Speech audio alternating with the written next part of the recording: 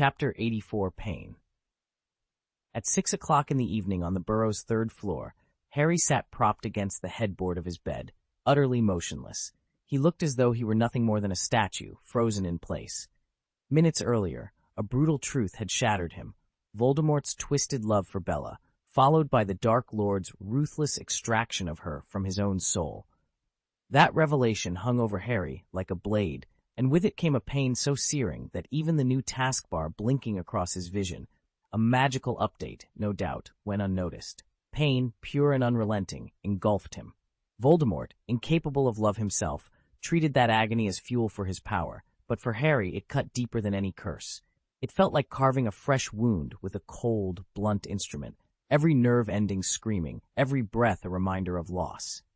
Time distorted around him. 10 minutes, or was it an hour? Slipped by in a haze of torment. At last, Harry drew in a trembling breath. The world regained its edges. He reached down to the pile of books at his feet, withdrew his wand, and tapped it lightly on the cover of a volume. Immediately, a sheet of parchment fluttered free and hovered in midair. Its surface glowed with letters that shimmered in soft caramel and bronze.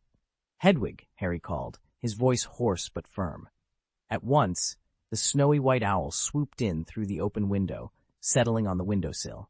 With practiced ease she extended her leg, and the parchment folded itself neatly around her leg band. Hedwig hooted softly, angled her head once toward Harry, then took flight into the gathering dusk, bearing his message away. Harry watched her go, heart still pounding. The pain was there, sharp and real, but so was purpose.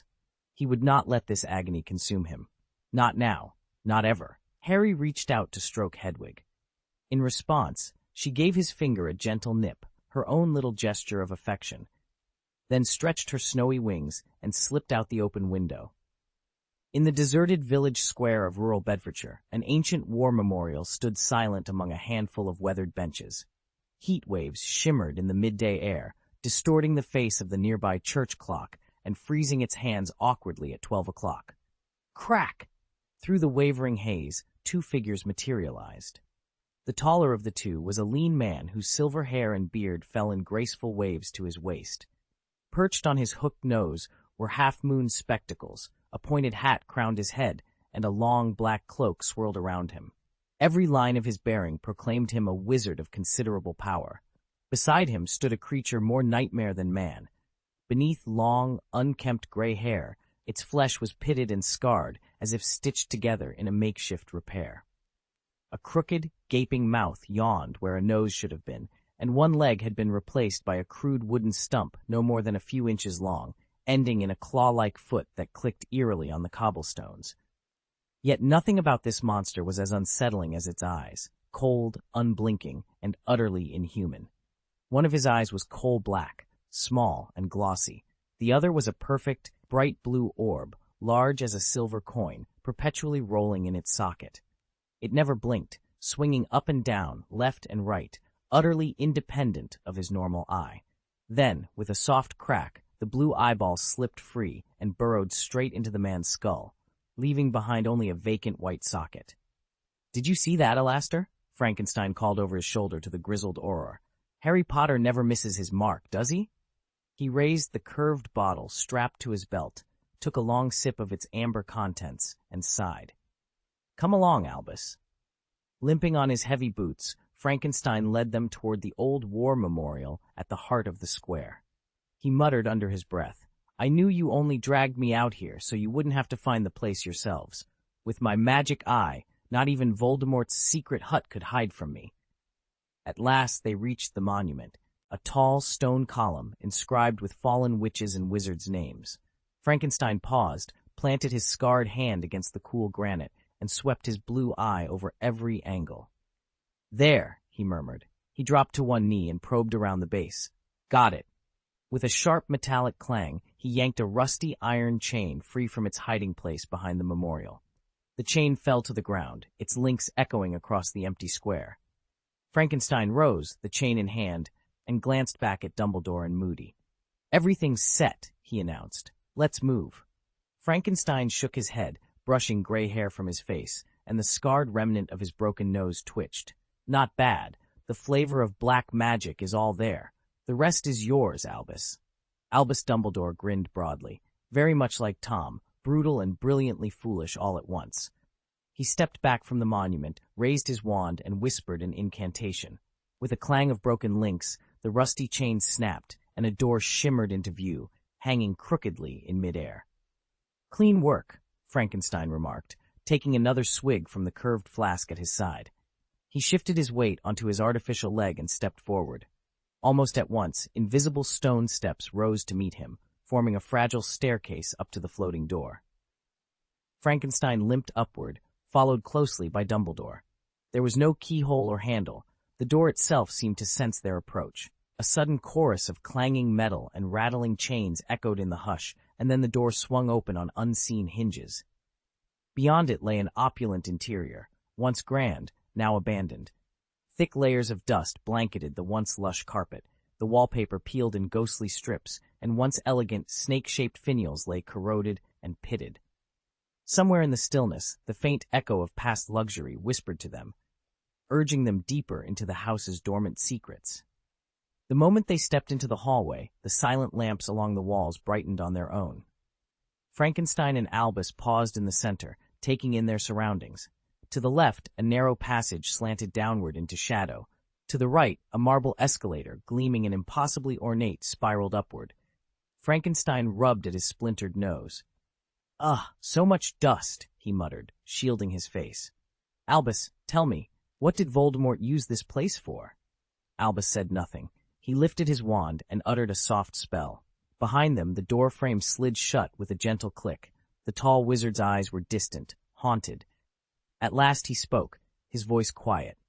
"I'm looking for someone, a companion I lost." He closed his eyes, exhaled, and turned toward the left-hand corridor. Frankenstein recognized the resolve in Albus's shoulders. They'd found the exact spot Voldemort had been searching for. He set aside the curved glass vial he'd been carrying and limped to keep pace. As they moved forward, the ceiling lights flickered to life, casting stark white illumination on the walls. At the far end of the passage, a half-open door invited them in. Even before they reached it, the glow revealed something terrible. Lying on the floor, draped in a tattered gray robe, was a skeleton. Its arms and legs were bent backward at grotesque angles, as if twisted by a maleficent force. Silence settled over them. Frankenstein swallowed hard. Albus lowered his wand, his expression a mixture of sorrow and grim determination. Whatever, or whoever, lurked beyond that door, they knew they were on the verge of uncovering Voldemort's darkest secret. Frankenstein's strength suddenly gave out. He slumped to the ground, his scarred hands clawing at the wall as if trying to haul himself to his feet.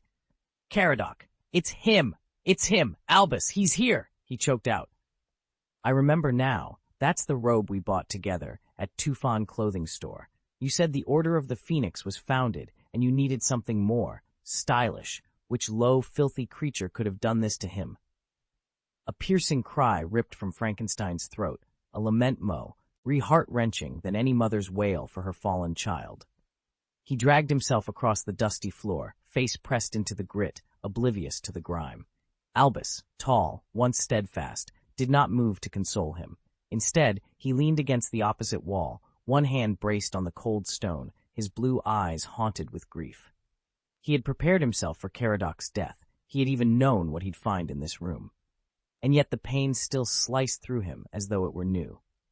Author's note, Chongqing's heat is stifling, over 40 degrees Celsius today. I'm off to take a quick shower before diving into the next chapter. Chapter 85, Two Teachers. The chamber was heavy with silence. Albus Dumbledore stood beside a high stool, his gaze fixed on the once vibrant velvet cushion. Now so faded, the original color was unrecognizable. The imprints of a body lingered in the fabric, a mute testimony to a life lost too soon. On the floor at Dumbledore's feet, Mad-Eye Moody knelt beside a makeshift bier. Dust clung to his weather-worn coat as he carefully arranged the tattered robes draped over the brittle remains of Caradoc Dearborn. Caradoc, Moody's most promising protege, almost a son to him, had been offered up in the cruel forging of one of Voldemort's Horcruxes, his life essence twisted to bolster the Dark Lord's inhuman power. Only a wizard of Caradoc's skill, no less gifted than Newt Scamander's finest students, could have endured such a fate. Yet he had disappeared so abruptly that no trace of his body was ever found. Rumors persisted that he might still live in hiding abroad, but few dared mention his name out loud. Moody's breath came in ragged sobs. Dumbledore laid a gentle hand on his old comrade's shoulder, and at last the shaking subsided. Moody did not look up, but his magical eye flicked toward the headmaster, its sharp blue iris meeting Dumbledore's steady, compassionate stare. I'm fine, Moody whispered, his voice thick with grief. Truly. Albus Dumbledore and Alastor Mad-Eye Moody stood over the shattered fragments of bones scattered across the table. Moody's enchanted eye rolled over the remains uneasily. This has to be linked to the Horcrux, Moody said in a low voice. Harry's dreaming again. In his mind, he slipped inside Voldemort's thoughts and saw him kill the child Caradoc, then watched him use the boy's death to forge another Horcrux. Dumbledore nodded gravely, though his calm tone did little to hide his concern. If Harry only glimpsed the images, nothing about their location would register with him. The fact that he retrieved a precise address suggests something far more dangerous. His connection with Voldemort is growing stronger. Moody's magical eye flicked back to the jagged remains. From Harry's perspective, it was as if he committed the murder himself. That sort of experience, it's more than terrifying, it's brutal. Dumbledore closed his eyes for a moment, as if he could see into Harry's mind. He's deeply shaken, yes, but oddly, it isn't the violence of Caradoc's death that torments him most. It's what happened afterward. He only recently met Bella, and he abandoned her. That guilt, that personal loss, has wounded him more profoundly than any vision of murder. Moody let out a low whistle. Poor boy, if he were a Hufflepuff, maybe he'd run and hide somewhere safe, anything to escape these nightmares. Dumbledore gave a sad smile. Alas, his fate is tied to Voldemort's in ways even he does not yet understand. We must tread carefully. Together, the two wizards studied the scattered bones, each fully aware that Harry's dreams had become a dangerous bridge between two minds, one seeking to save him, the other bent on his destruction. Alastor Moody, standing at Dumbledore's side, suddenly spoke up. Professor, Harry actually knew our hiding place. Just from that portrait? I find that hard to believe. There must be more to it. We need to block his connection to Voldemort, cast some kind of mental barrier before he slips us away again. Even in the depths of his concern, Dumbledore's old Auror instincts flared. He studied Moody for a long moment, then inclined his head. Perhaps you're right, he admitted softly. He couldn't shake the memory of Harry's last encounter with Voldemort, the impossible melding of holiness and terror in the boy's eyes, the way love and hatred seemed to coil around one another inside him. If ever there were a soul beyond Voldemort's command, it was Harry's. That realization gave Dumbledore pause. The irony struck him as almost comical. Years ago at Hogwarts, Tom Riddle had been the unpredictable element, a dark force growing ever stronger. Harry, by contrast, was supposed to be the counterbalance to Riddle's corruption. Yet here they were now, Riddle functioning as an unwitting safeguard for the magical world, while Harry, unyielding, impressionable, and linked by blood to Voldemort, had become the true wild card. What terrified Dumbledore most was how Harry could sense, even echo, the Dark Lord's thoughts. They were shallow, limited reflections of Voldemort's mind, but in a child's heart, they might twist into something entirely unforeseen and dangerous. A quiet thrum of conviction rose in Dumbledore's chest. He recalled the suggestion they'd rejected only minutes ago, an idea whispered by an unexpected ally. Under other circumstances, he might still resist it, but in this moment he saw its urgent necessity.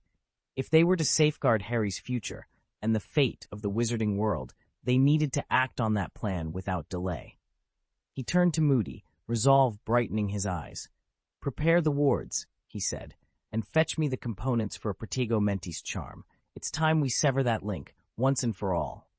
Chapter 12. Poisoned Allies. Gellert Grindelwald leaned forward, his pale eyes fixed on Albus Dumbledore. "I want to meet Harry Potter," he said quietly. "He's the treasure you cherish most. My methods are dangerous, I admit, but Harry may already be tainted by Voldemort's influence. Sometimes, to drive out poison, you must fight poison. I could teach him to control that darkness, to guard his mind against a truly terrifying end." Across the table, Alastor Moody, Mad-Eye Moody, scowled. "Do you have any other plans up your sleeve?" he growled. Dumbledore watched both men carefully.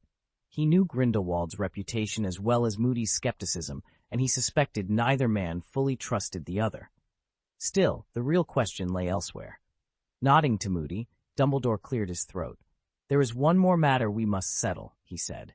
"What became of the Horcrux? The velvet markings I examined, those were its traces, correct? Where is it now? I'd hoped to be the one to destroy it myself. Don't tell me you don't know. If Harry was so entwined with Voldemort, he must have seen what happened to that object." Moody's magical eye whirred as he stared at Grindelwald. "Speak or not, but we need an answer." Grindelwald's expression drifted into regret. "It's a pity," he admitted softly. "I actually encountered that Horcrux long ago, at 12 Grimmauld Place, the old Black family home. But Harry got there first. He shattered it into pieces and destroyed every scrap." A hush fell over the room. Dumbledore's shoulders sagged. He had hoped, in secret, that the Horcrux remained intact, if only so he could end it himself, sever Voldemort's tether to mortality. Now all that remained was the memory of its crackling destruction. Moody tapped his wooden cane on the stone floor. "Are the fragments still there?" he demanded. Grindelwald shook his head. "No, Harry ground them to dust. Nothing remains." Dumbledore closed his eyes for a moment, steeling himself.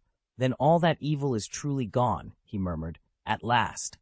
"Not gone," Grindelwald countered, voice low. "Scattered, perhaps, but evil never truly dies."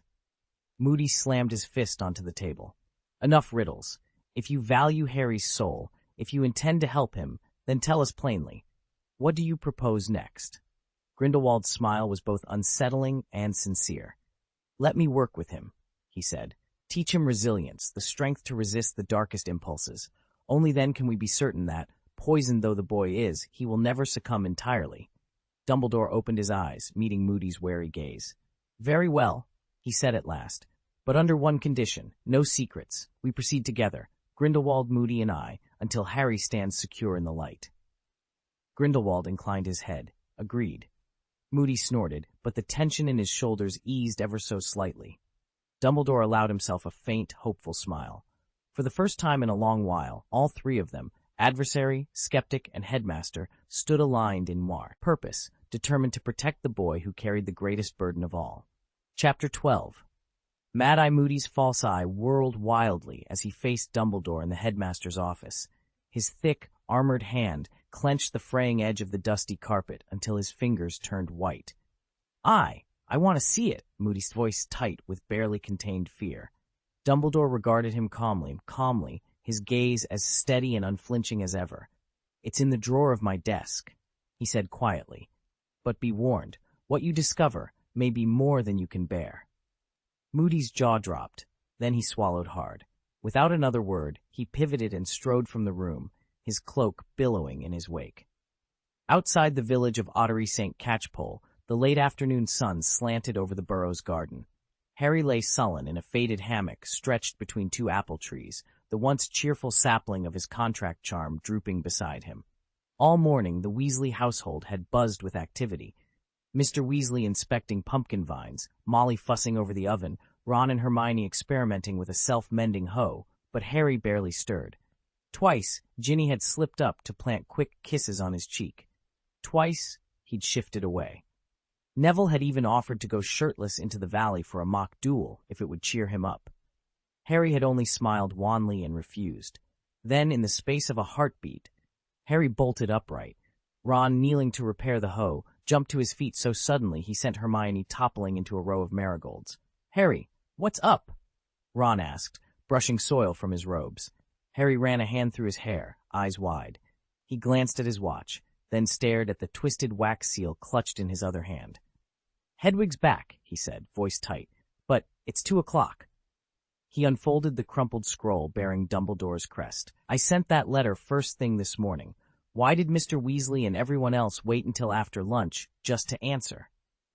Hermione exchanged a worried look with Ron.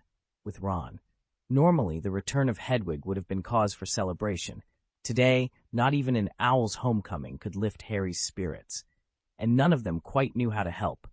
They all looked as baffled as if they'd never heard of the letter's contents. Had the address Harry given been warded by a Horcrux? With all those dark magic protections, it would certainly explain why Dumbledore took so long, and why he'd hardly had a chance to fill Mr. Weasley and the others in on the details. Maybe it's from Mum and Dad, Ron offered with a shrug. They bolted right after lunch and then wrote back saying they wouldn't be home until evening. Something urgent came up. He tipped his head toward the sky. Everyone followed suit. Sure enough, a tiny dark speck appeared against the blue, growing steadily larger until it revealed itself as the snowy white figure of Hedwig, gliding in on silent wings. What does it say? Is it really from Mum and Dad? Ron pressed, eyes bright with hope. The rest of them exchanged amused glances, until Harry drew a sharp breath. Harry? Ginny asked, stepping forward before Ron could, her voice low. Harry unfolded the parchment, his expression shifting from curiosity to surprise. It's not from Mum and Dad, he said. Dumbledore wants to give me private lessons this year, and he says I'll have 2 instructors. A hush fell over the group. Dumbledore, of course. But who could the other teacher be? Chapter 86, 5 and 29, Recognition of Kindred. The afternoon sun streamed into the Burrow's garden at exactly 2:15. Ron's sudden cough cut through the warm air. Draco Malfoy inhaled sharply. Ginny Weasley leaned back with an air of calm satisfaction, and Neville Longbottom stared as though a bludger had bonked him on the head. Did I actually hear that? Ron spluttered, his face a blend of excitement and confusion. Draco crossed his arms. 2 teachers? Who on earth could even come close to Dumbledore? Ginny's grin widened. Think about it. Harry's power has grown so fast, and, let's be honest, Voldemort's defeat is expected before term's end. Of course, Dumbledore wants to train Harry personally. Remember Hagrid yesterday trekking off to fetch those rare seeds so we could take up tree herding? It was a sign. She turned to Harry, pride shining in her eyes. So, you knew this was coming? Neville, ever a step behind, finally caught the look flickering across Harry's face. It wasn't awe at having Dumbledore as a tutor. He already had that. The real wonder was that Harry had gained a second. 2 masters of magic, focused solely on him. No wonder he'd grown so formidable. Harry shrugged, offering them all a measured smile. Okay, but let's do this properly. Questions one at a time. Neville wiped his brow and managed a shaky grin.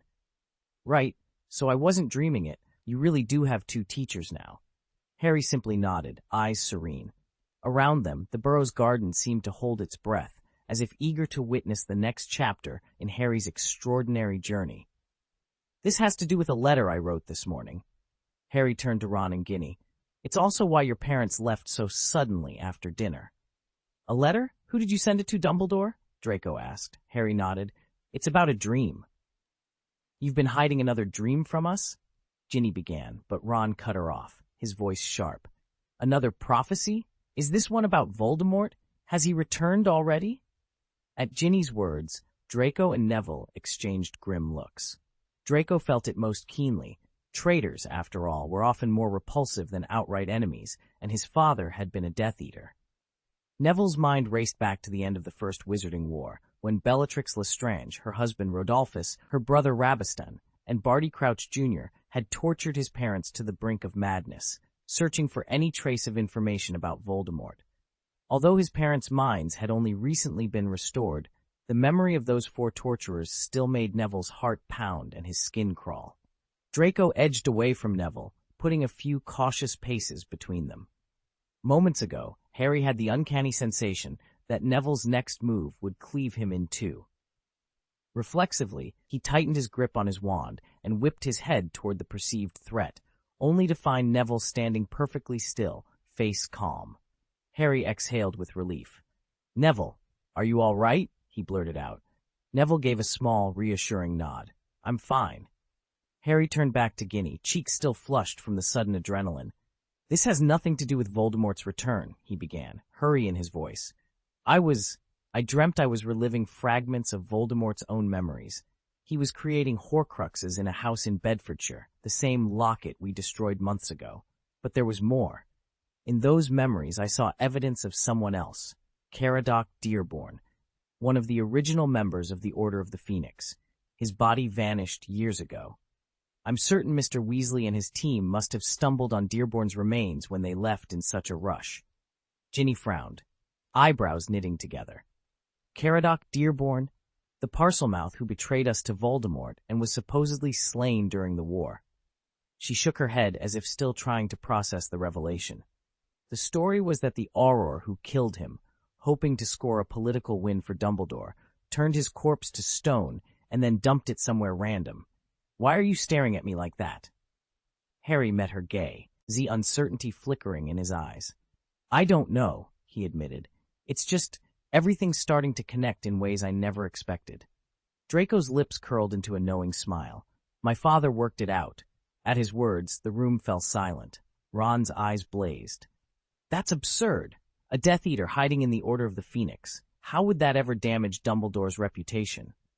The Pettigrew scandal dominated the Daily Prophet for days, and Albus came out of it unscathed. He jabbed an accusing finger at Draco. And Parseltongue, that's the mark of a dark wizard. Voldemort's the only living Parselmouth we know of. If Mr. Dearborn really spoke to snakes, do you honestly think the Order would have accepted him? Neville nodded emphatically, and Ginny's gaze flicked between Draco and Harry, silently backing Harry's judgment. Harry gave a small, wry smile. Draco's reasoning isn't entirely off. The facts line up, but his conclusion is wrong. He turned to Ron. We may not recognize Mr. Dearborn's name, but he did possess one extraordinary distinction. He was Dumbledore's student. That's exactly how Voldemort described him, Albus's true protégé. Harry took a steady breath. Look, it isn't that far-fetched. Voldemort probably picked up a little magic from Dumbledore himself. Narcissa Malfoy comes from the Gaunts, Salazar Slytherin's bloodline. Dark wizards, yes, but direct descendants. Voldemort must have seen something special in Draco, lured him to that hidden shack, murdered Lucius, and used Slytherin's locket for a Horcrux. Lucius never even knew. It all fits. He turned to Neville. And Parseltongue? It's not an automatic sign of evil. The Gaunt family spoke it, and so can I. Draco's eyes narrowed in disbelief. That's impossible. The Potters and the Gaunts have never intermarried. Why not? Harry countered. You all grew up around magic. Surely you've heard the tale of the three brothers and the Deathly Hallows. Before he could finish, Ron shot up a hand. I read about it in the Quibbler, he said, glancing at Draco. They claimed you had the Hallows. They later admitted it was just a replica, but judging by Voldemort's reaction, he let the implication hang in the air. It's believed there really were Deathly Hallows in history, Hermione said, her brow furrowed. Harry shook his head. No, that's just legend. The Elder Wand was likely nothing more than an exceptionally powerful wand whose story grew over time. I only told you that tale because it explains the true origins of the Potter, Gaunt, and Longbottom families. Neville's eyes went wide. My ancestor is in that story? Harry nodded. Yes, according to what Ryan uncovered, the three brothers in the legend were Antioch, Cadmus, and Ignotus Peverell. Antioch's line evolved into the Longbottom family, Cadmus's became the Gaunts, and Ignotus's became the Potters. Neville ran a hand through his hair. So that's why I can speak Parseltongue. I always assumed it came from you, or... He hesitated, recalling the truth about Harry and Voldemort. I thought it was because you were Voldemort's Horcrux, but it's really because we share Peverell blood. Harry offered a small smile. Exactly. We're distant cousins, Neville. Neville blinked in amazement. I never imagined we'd be related like that. Chapter 87, Draco's Accurate Guess. I know exactly why Dumbledore has taken you under his wing, Draco blurted out as Harry and his friends gathered in the courtyard. Harry, still cringing from his own ill-advised admission earlier, froze, then nodded in agreement, though he had no idea how to back it up. Draco's gray eyes glittered. He's convinced that your connection to Voldemort is far too deep. Harry's stomach tightened. Draco wasn't far off. He'd narrowly escaped losing himself to Voldemort's influence, and the guilt over Bella, the dark-skinned witch he'd loved, still haunted him. If Voldemort hadn't sacrificed her to craft a Horcrux, he might never have broken free. Which is why he's teaching you occlumency himself, Draco went on, to make sure Voldemort can't worm his way into your mind. Ginny, who'd been hovering beside Harry, reached out to steady him. But you said there was another teacher involved. Who could it be? Draco grinned. Two suspects, Grindelwald, or the arborist professor from Castrobusha. Ron nearly choked on his pumpkin juice. Grindelwald? You mean the original Dark Lord? Draco shrugged. It sounds outrageous, but Dumbledore's done stranger things. The other choice. a master of forest lore, makes more sense now that we're all halfway turned into tree whisperers ourselves. Harry exchanged looks with Ron and Ginny. Despite the wild theory, he couldn't help but agree. Between Dumbledore's secretive lessons and the endless arboreal assignments from Professor Castbusha, everything pointed to one thing. Hogwarts was gearing up for a battle on two very different fronts, and Harry was right at the center of both. Maybe there really is some lost magic unique to the Tree Shepherds, and that's why they want to teach us. It would make sense. If you already have Dumbledore guiding you, why need anyone else unless they possess something no one else does? Only a Tree Shepherd could claim that kind of secret knowledge, and he's been assigned to teach all 5 of us at once. Neville shook himself free of his shock and said, "You're being too optimistic. What you're suggesting isn't impossible, but think it through. The Tree Shepherd's magic was lost for centuries and only just rediscovered. It's unlikely to contain anything truly groundbreaking. After all, Tree Shepherds are still wizards. There's no spell in this world a determined wizard can't learn on their own." And have you considered who's closest to Harry right now? The second-generation Dark Lord, Voldemort reborn. Only one Dark Lord could hope to handle another. Remember what Dumbledore admitted? Grindelwald is on our side. Neville, you heard it yourself. Grindelwald has taken a keen interest in Harry. Draco's eyes glittered with excitement. With the headmaster in league with Grindelwald, I'm absolutely certain that this time, our 2 professors will be at the mercy of those power-hungry married pairs. He sprang to his feet, voice echoing off the stone walls of the Gryffindor common room. Ron's stomach gave an embarrassed growl. He rubbed his belly and sighed. Honestly, the only thing on my mind right now is when Mum and Dad will get back. If Mum were here, she'd whip up a proper pie in no time. Harry, meanwhile, had snatched up the latest issue of the Daily Prophet and was waving it in front of Ginny.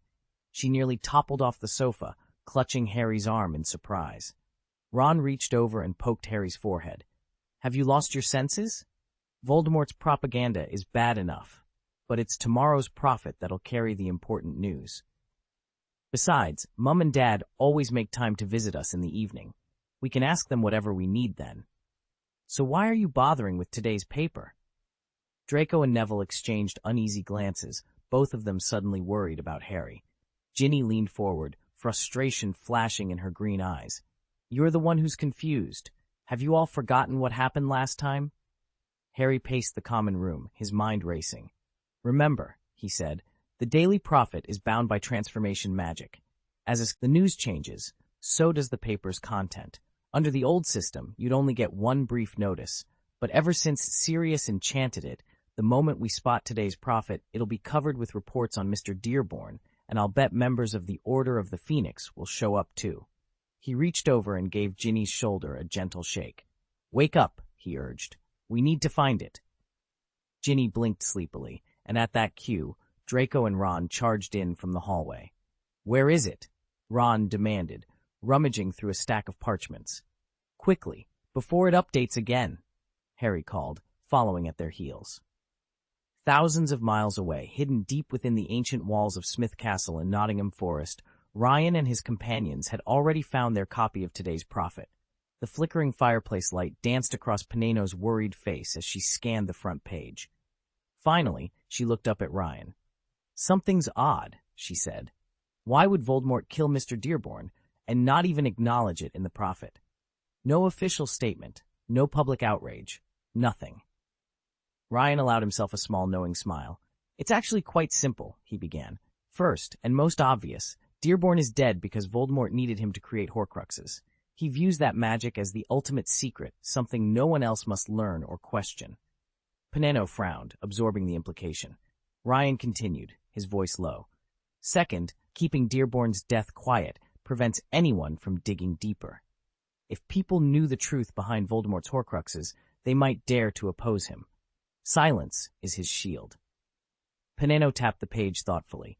"So the prophet's suppression of the story is part of the strategy?" "Exactly," Ryan nodded. "Control the narrative, and you control the fear."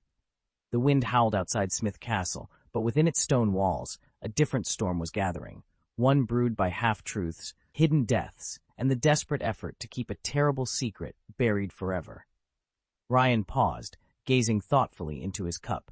He had his reasons for keeping the secret of his immortality hidden, and lashing out at Dumbledore was not one of them. More importantly, Voldemort's obsession with pure Slytherin blood ran deeper than most suspected.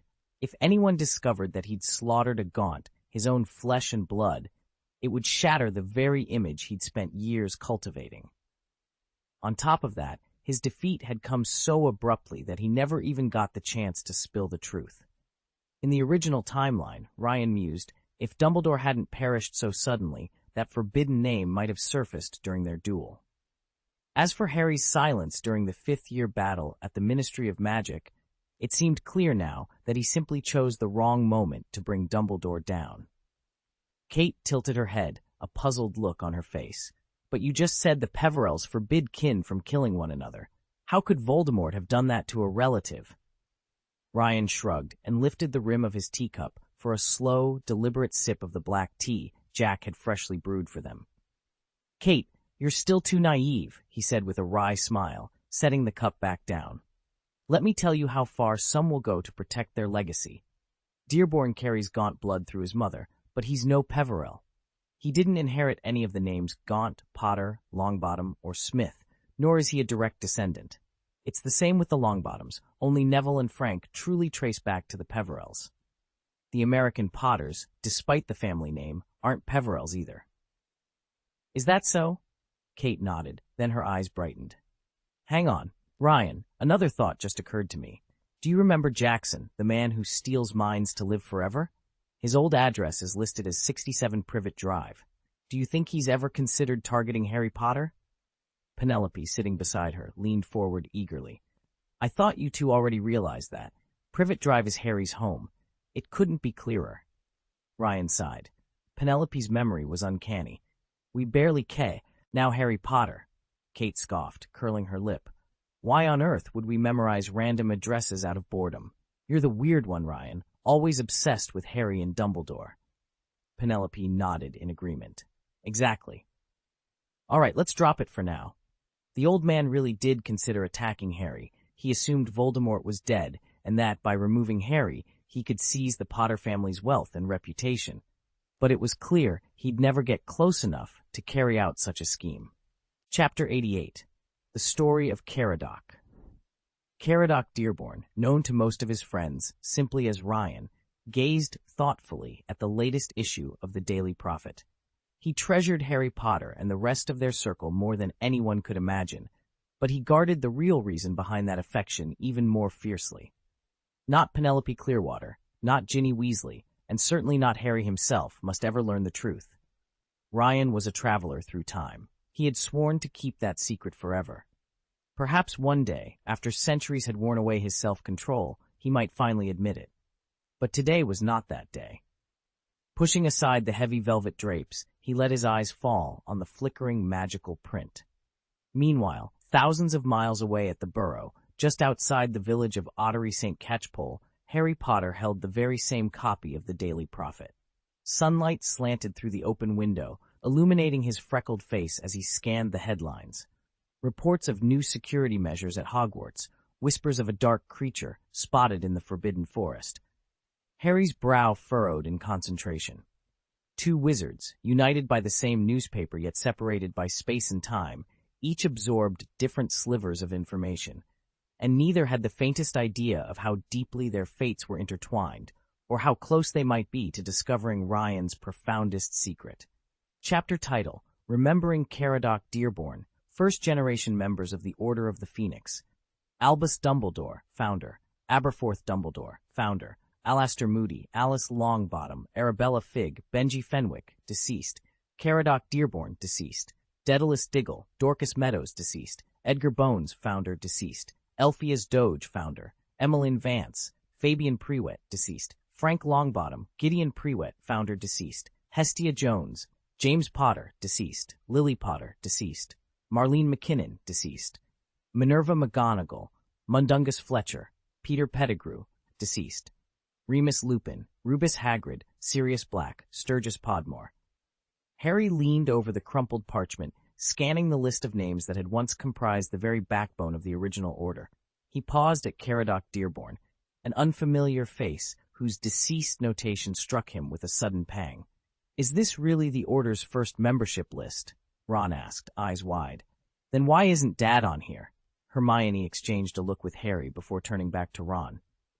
"You've never heard the story?" she asked gently. "This document dates from when the Order of the Phoenix was newly formed, and at that point, Mr. Weasley hadn't joined. Partly because of you, actually." "Because of me?" Harry repeated, surprised. Hermione nodded. "Even though the Order was strictly secret, its founding was almost a public challenge, meant to draw Death Eater attention. Your father was worried that Voldemort would use you as leverage, so he stayed away until he could be sure you'd be safe." Ron ran a hand through his hair. "I had no idea." Harry folded the parchment carefully. "It's strange to think how many of these people gave their lives, Caradoc Dearborn included, to keep people like us safe." A hush settled over the trio as they reflected on the sacrifices hidden behind each name, the ghosts of a war still echoing through every line. The original Order had stood defiant in the face of terror, and now Harry felt the weight of every promise they'd made all those years ago. The original, first-generation members of the Order of the Phoenix fell into a few clear categories. 1. Established wizarding families. Elphius Doge tells us that families like the Boneses and the McKinnons were among the most powerful pure-blood lines in Britain. Their sheer prominence offered them a kind of built-in protection. 2.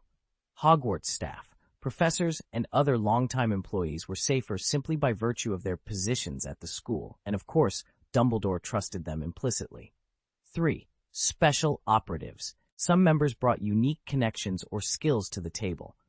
Remus Lupin's status as a werewolf made him a bridge to darker corners of the community, while Mundungus Fletcher's endless underworld contacts proved useful when discreet intelligence gathering was needed. 4. Frontline fighters.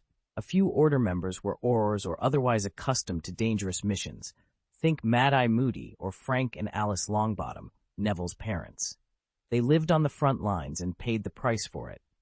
5. Those with nothing to lose. People like Marlene McKinnon or the reclusive Elphius Doge had no living relatives to worry about. They could throw themselves wholeheartedly into the cause. And then there were 4 glaring exceptions. Harry, his parents, Sirius Black, and, infamously, Peter Pettigrew. None of them was an obvious recruit when the Order first formed. James Potter and Sirius Black personally insisted on bringing them in. Dumbledore and the original members accepted their argument, but they never intended for these 4 to become public, frontline operatives. In fact, they recognized that each of them had serious vulnerabilities. Unlike experienced Aurors, they weren't battle-hardened fighters. It would have been far wiser, much as Arthur Weasley did, to support the Order's efforts from the sidelines, helping where they could without ever officially signing up. But James and Sirius had other plans, and so the Potters, Harry, Sirius, and even Peter Pettigrew found themselves bound to the Order, despite all the risks. They huddled in a quiet corner of the library, the flicker of candlelight dancing across Draco's pale face. Draco leaned forward, voice low. "Since they're pure bloods, the Death Eaters won't go after them, right?" Harry paused his reading of the Daily Prophet and looked up. "You really think my father and Sirius were fools?" Draco's cheeks flushed. Maybe they were. Sirius admitted he was too impulsive back then. He almost exposed his own Death Eater relatives. And my father? He forgot my mother has Muggle family. They didn't hesitate to put Peter Pettigrew's elderly mother at risk. They could have joined the Order of the Phoenix undercover, saying one thing to the public, doing the real work in secret. That's how purebloods have always operated. They'll make their big reveal once the war's over. Harry sighed and gently refolded the prophet. Across the table, Hermione and Ron exchanged anxious glances. After a moment's quiet, Harry opened the paper again.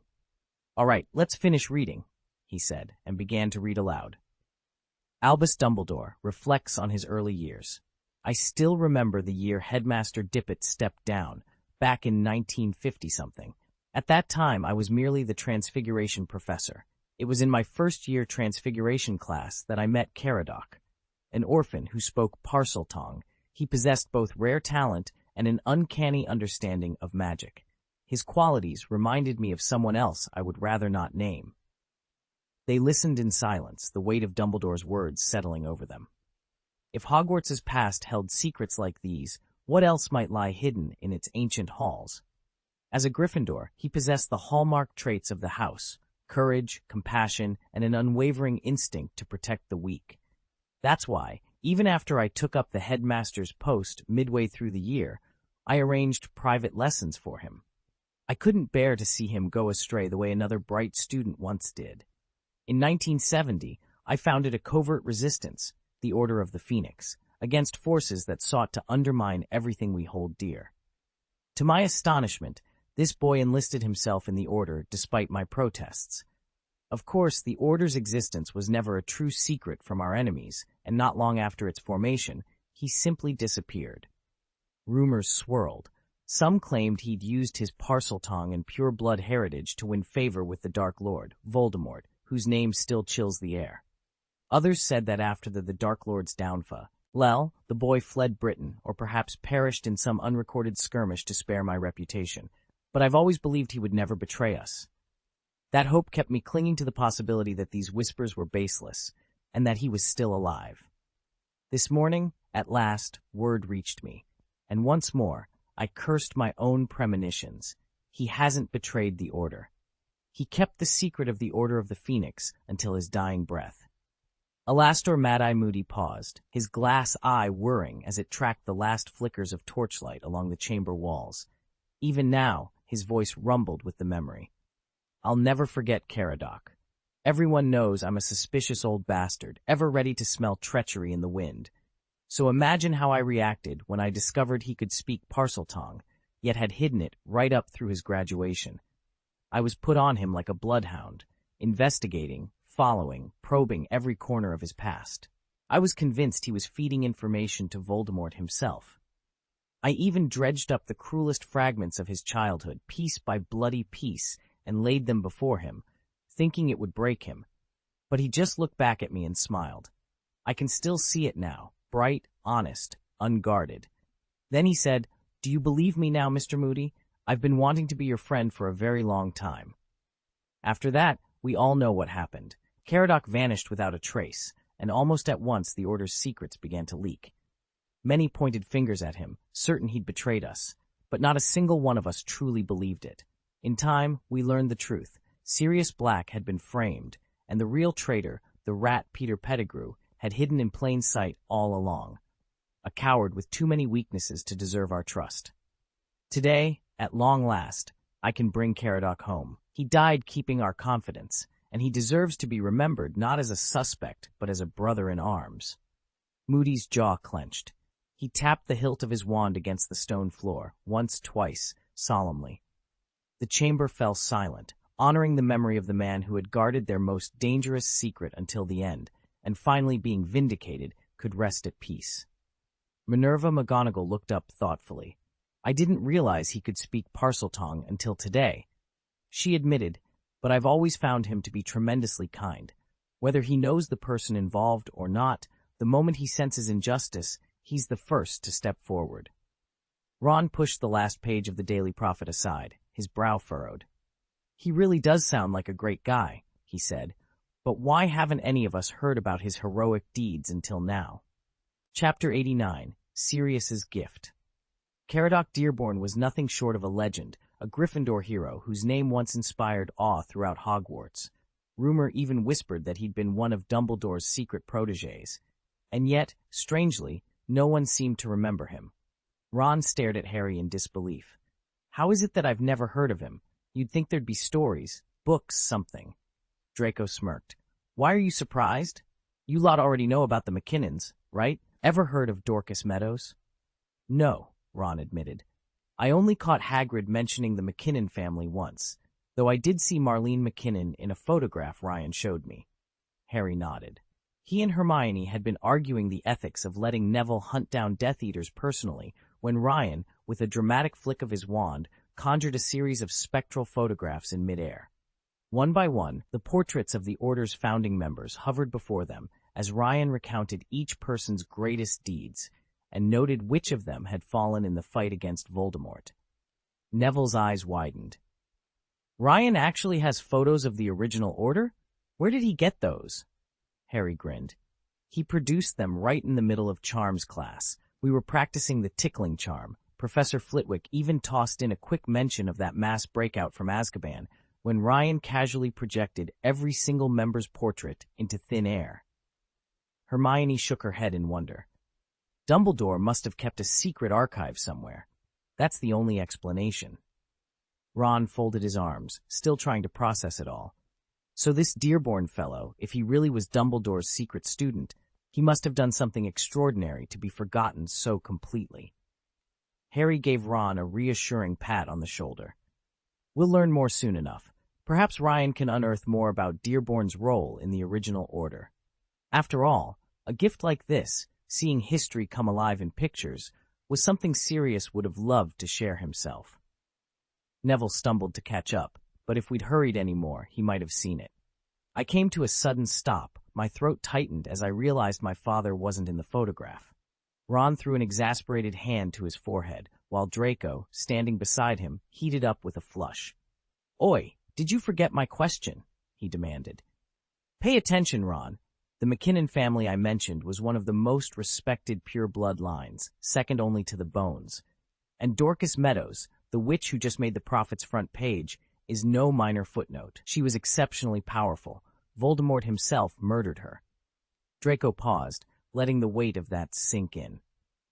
Now you know why you've never heard of Mr. Dearborn. Even the most illustrious families vanish from history if no one survives them. Look at the Gaunts, descendants of Slytherin. Who'd remember them if Harry hadn't dug them up?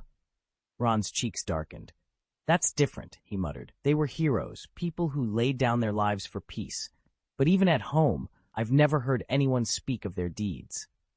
Harry stepped forward and rested a comforting hand on Ron's shoulder. Because those memories hurt too much, he said softly. They only creep into your mind in the dead of night, or when you wake from a nightmare. When the house is full of laughter and warmth, we tuck those stories away. Ron sighed as he flipped through the latest issue of the Daily Prophet. You know, Ginny, it's like my parents never existed. They did so much, but no one ever mentions them. Ginny leaned over his shoulder, pointing at the front page. Well, look here. They're finally putting the Order's heroes in the spotlight. Check out the teaser. Ron peered at the headline. Next week, Brave Marlene McKinnon. His face lit up. Brilliant. They're running profiles on the Order of the Phoenix members, starting with Marlene. Draco, standing beside them, punched the air. At last! It's high time the world learned what the Order actually did. Thousands of miles away, in the grand halls of Castle Sem, Kate sat curled up in an armchair, her silver eyes widening as she read her own copy of the Prophet. Well, what do you know? They're reading the same paper at Hogwarts, she murmured. Then she frowned. But why is Malfoy so excited? His father was a Death Eater. He's more enthusiastic than a Weasley. How does that even happen? She tapped her cheek thoughtfully. It's what they call convert fanaticism. Maybe a harsh phrase, but it fits. The Order's cause is far more just than the Death Eaters, yet the zeal feels eerily similar. Draco Malfoy, having turned his back on the pure-blood privileges he was born into, came to appreciate more clearly than most both the backwardness of old-blood elitism and the progressive vision of the Order of the Phoenix. Casting off his family's legacy and forging a new identity demanded a profound psychological upheaval, one that drove him to embrace Dumbledore's cause with almost fanatical zeal. You've probably noticed that, even though the Malfoys now stand with the Order, Ron can't resist jabbing at Draco's past loyalties. In turn, Draco defends his new convictions all the more fiercely, denouncing the conservative, decadent Death Eaters he once counted among his own. It's only natural. After years of breathing in pure-blood ideology, a dramatic overcompensation is his way of proving he's truly broken free. Draco has seen how tirelessly the Order's members fought and bled through both wizarding wars, only to watch the Ministry of Magic swoop in afterward and claim their victories as its own. That bitter injustice fuels his burning hatred for the old regime and cements his loyalty to the Phoenix's ideals. The Bones and McKinnon families, once two of the most powerful names in the Order of the Phoenix, now stand diminished. In the Ministry of Magic, only Amelia Bones remains to carry her family's legacy. Though she holds a high office, she lacks the backing to wield real influence. The McKinnon line, meanwhile, has died out entirely. Albus Dumbledore, ever wary of political entanglements, has maintained a distance from power even as he works within the Ministry. And the Order's greatest deeds, the danger they've faced and the lives they've saved, have gone virtually unreported by outlets like the Daily Prophet. Wizards whisper of their heroism, but few truly understand the depth of their sacrifices. Sensing an opportunity, Cornelius Fudge's administration has shamelessly appropriated the Order's victories, billing them as the Ministry's own achievements. Yet the truth cannot be hidden forever. As long as the Order of the Phoenix continues its work, its honor and its contributions will stand unshaken by those who would claim its glory for themselves. How could Draco, who saw the Order of the Phoenix as both the very definition of justice and the cornerstone of his future, not be over the moon? Ryan shrugged. He was ecstatic. Kate folded her arms. So this mission is unquestionably a good thing. Who greenlit it? Not quite, Ryan replied. Once the name Order of the Phoenix won public support, it effectively became a political faction, and politics is always dirty. When the original members die off, someone else inherits the banner, and sooner or later it all goes to rot. If I'm not mistaken, Dumbledore's dying wish was to disband the Order. Kate and Penelope shared startled looks. Then Ryan grinned. As for who actually launched this operation, it was someone you'd never expect, Sirius Black. Black? Penelope echoed. The same Sirius who's always been so reckless?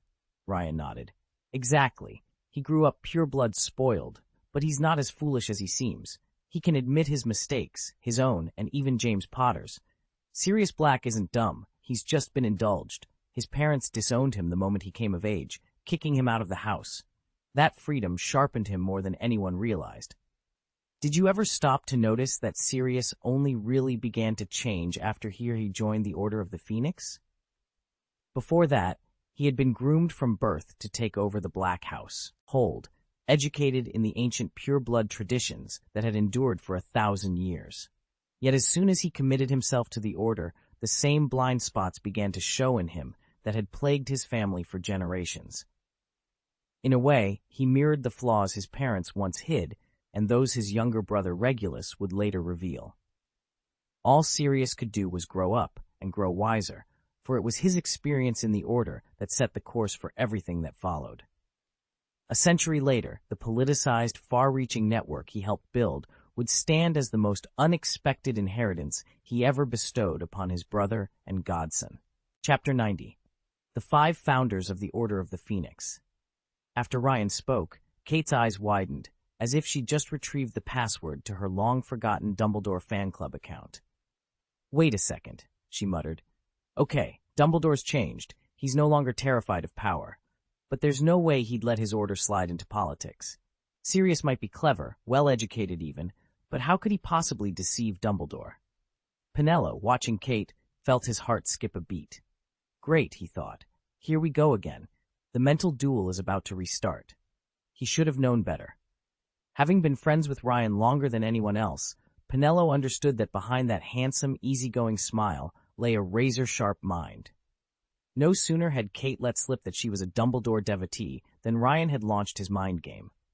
He'd conjured up a Gandalf-like figure, an echo of Dumbledore, to needle her, to stoke her competitive fire. Time and again, Kate had decapitated that illusory Gandalf, and each time her conviction grew stronger. She no longer spent her days whispering, Dumbledore this, Dumbledore that. Whatever lay ahead, she was done being anyone's puppet. And somewhere in the depths of their collective consciousness, the 5 founders of the Order of the Phoenix stirred, ready to emerge. Penello's stomach twisted as she replayed everything she'd learned about Ryan's wrath. First, there had been Severus Snape. Snape had only carelessly crossed Ryan's path once, and every holiday thereafter, he found a photograph waiting for him, Lily Evans and James Potter, blissfully in love. At first, Penello had assumed Ryan had conjured the images with some twisted bit of magical illusion. But now she knew the truth. Ryan had slipped through time itself to steal these intimate snapshots from the past. And all because Snape had dared to offend him. Ron Weasley fared no better. Outspoken to a fault, Ron drew Ryan's ire, and in return, the Daily Prophet ran a brief notice of his untimely demise. To most, it had looked like a minor scandal. To Penello, it was yet another calculated strike. As if that weren't frightening enough, Ryan had also slipped into Ron's subconscious, whispering over and over, "Ron Weasley, you love Harry Potter with the same fierce devotion a man feels for a woman." Penello shuddered at how many more implants, how many more mental backdoors Ryan had surely installed in other minds. She met Ryan's cool gaze. "You're kidding," she whispered. He raised a single brow, utterly unfazed, then turned to Kate beside him. "It's really quite simple," he said, voice smooth. "First, if you discover a friend dead, isn't it natural to write a eulogy? And second, Sirius Black runs the Daily Prophet. It's the most authoritative paper in Britain. Posting it there was only common sense." He shrugged as if he'd just chosen his breakfast cereal. Penello felt the blood drain from her face. Simple, natural, common sense. For a man who could rewrite the past and decide who lived or died in the present, every explanation was terrifyingly logical. From start to finish, Dumbledore had every reason to agree. He wanted to handle it himself. All Sirius needed to do was name a few of their fallen friends, and the rest would follow naturally. Sirius paused and looked at Kate. "Tell me, is the Order of the Phoenix founded and led solely by Albus Dumbledore?" "Of course it is," Kate answered without missing a beat. Penello, standing nearby, noticed Ryan's brow darkening with sweat. He gritted his teeth before speaking. "Not so fast. Kate, did you actually read Caradoc Dearborn's eulogy in the Daily Prophet? It clearly states the Order was founded by 5 people. Albus Dumbledore, Aberforth Dumbledore, Edgar Bones, Elphias Doge, and Gideon Prewett. Bones and Prewett died in the First Wizarding War. The rest joined only after receiving the Founder's call or hearing the news." Kate's face went pale.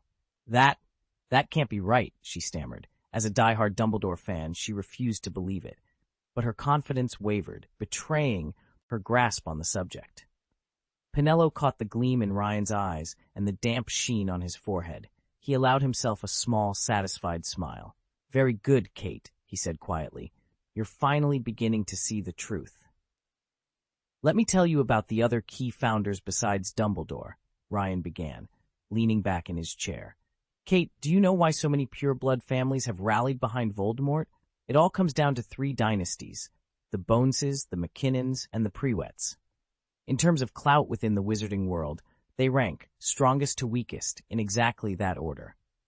The Bones and McKinnon families have long maintained good relations with Muggles, though not to the extent of the Weasleys, who frankly discarded any pretense of pure-blood supremacy. The Bones, McKinnons, and Prewetts all straddle both communities, and members of these families hold many of the most powerful offices at the Ministry of Magic. Other pedigreed families, like the Crouches, can rival them in influence, but they stem from only a single line and lack the broad alliances these 3 houses enjoy. As for the Weasleys, despite their sizable numbers and wealth, their reputation in wizarding society is so tarnished, labeled traitors to pure-blood tradition, that they're all but shut out of high-ranking positions. You've heard of Edgar Bones and Gideon Prewett, right? They're the 2 original founders of the Order of the Phoenix. Edgar and Gideon are the current heirs of their respective families, and their leadership ensures the Order still commands significant support within the Ministry. He paused, watching Leon's expression flicker with comprehension. Kate raised her hand. "But what about Dumbledore himself? Surely his influence is enough?" Ryan smiled serenely. "Influence is a fine thing," he said, "but you can't put it on your plate at mealtime." The 3 great wizarding families have always stood above the rest, but from the moment Albus Dumbledore rose to prominence, a quiet rift grew between him and the Ministry of Magic. Long before he became headmaster of Hogwarts, Dumbledore served as Defense Against the Dark Arts professor from 1910 to 1927, the very years when Gellert Grindelwald first emerged as a threat. In 1927, Torquil Travers, a high-ranking ministry official, formally asked Dumbledore to confront Grindelwald. Dumbledore, ever mindful of the consequences, refused. In response, the ministry stripped him of his teaching post, symbolically punishing him with a warning ring and banning him from the Defense Against the Dark Arts chair. Although Dumbledore was eventually reinstated, after the infamous Battle of the Lagrange tomb laid to rest one of Grindelwald's key lieutenants, the episode made clear the Ministry's unease with a wizard of Dumbledore's power and independence. Throughout the 1930s and early 40s, Dumbledore kept his distance from Ministry politics, preferring to chart his own course. It was only after his decisive victory over Grindelwald in 1945, when his honor and reputation peaked, that the Ministry quietly set aside its lingering reservations. It's intriguing to imagine how things might have turned out if Peter Pettigrew had never betrayed the three great families and delivered them into Voldemort's hands. In that scenario, those houses would likely have fallen swiftly to the Dark Lord's onslaught. With the balance of power tipping so dramatically, the wizarding world's fate might well have come down to a direct duel between Voldemort and Dumbledore. There would have been no need for Harry Potter, and Voldemort, threatened by Dumbledore's immense strength, might simply have gone underground, biding his time until the moment was right. "Prepare to wait until Dumbledore is dead before you come out," Ryan said bluntly. Kate sighed. "All right, but what about the other two founders?" Ryan brightened. "Elphias Doge is one of Dumbledore's oldest friends. They were in the same year at Hogwarts and even planned to take a graduation trip together." He stressed the word wizard as if Dar in anyone to challenge him. Kate and Penelope's jaws dropped. He was to Dumbledore what Ron was to Harry, more than just a friend. Doge survived dragonpox, emerging covered in pustules with a bluish tinge to his skin. At a time when everyone else shunned him, only Dumbledore stayed by his side. Over 7 years, they built an unbreakable bond and exchanged letters without interruption. Had Dumbledore not crossed paths with Grindelwald, they might have ended up together. He shook his head. But fate has its own plans. That summer, Dumbledore was at his lowest. His mother had died, and his trip with Doge fell through. Then Grindelwald arrived, handsome and brilliant, sharing all of Dumbledore's grand ambitions. He'd just been expelled from Durmstrang for dangerous experiments, and he swept Dumbledore off his feet. Thus, two equally lost souls ignited the spark of love. Thank you to the student wielding the lifting fruit ability for the monthly ticket, and to everyone else for your recommendations and subscriptions. Chapter 91, Aberforth Dumbledore. The forum was alive with speculation about Albus Dumbledore's past. Penello leaned back and typed, "Don't forget that Elphias Doge had his own burdens. If he hadn't set off on that extended trip, he'd have been right beside Dumbledore when Grindelwald came into the picture. So how did Grindelwald manage to win Albus over? Simple. Albus was too confident, convinced that Grindelwald was his destiny. 7 years earlier, Aberforth had watched his brother emerge from the shadow of dragonpox, a timid, scarred boy, and grow into a man brimming with self-assurance. And yet that wasn't enough to keep Grindelwald at bay. Just then Kate, the group's resident Dumbledore superfan, popped online. No sooner had she appeared than Ryan, tagged Sichuan in his profile, lobbed a sarcastic comment. Penello jumped in to defend her. Elphias Doge simply couldn't compete with Grindelwald, in looks, in magical knowledge, or in ambition. He never truly captured Dumbledore's heart or mind the way Gellert did. Remember, back then, Albus himself dreamed of using magic to reshape the Muggle world, just like Grindelwald. Sometimes love isn't measured in years. When two people share the same ideals, intellect, and vision, one honest conversation can spark a bond that lasts a lifetime. Seeing Ryan was about to explode, Penello jumped in. "We're here to debate why Elphias Doge qualified as a founder of the Order, not to dissect his love life with Dumbledore." Ryan slammed his fist on the table. "Why not? If Harry Potter forms an organization, wouldn't Ron Weasley show up? Elphias Doge was practically Dumbledore's paramour, waiting on him for years without ever marrying anyone else." Kate rolled her eyes so hard they nearly popped out. "Spare me the romantic subplot," she muttered.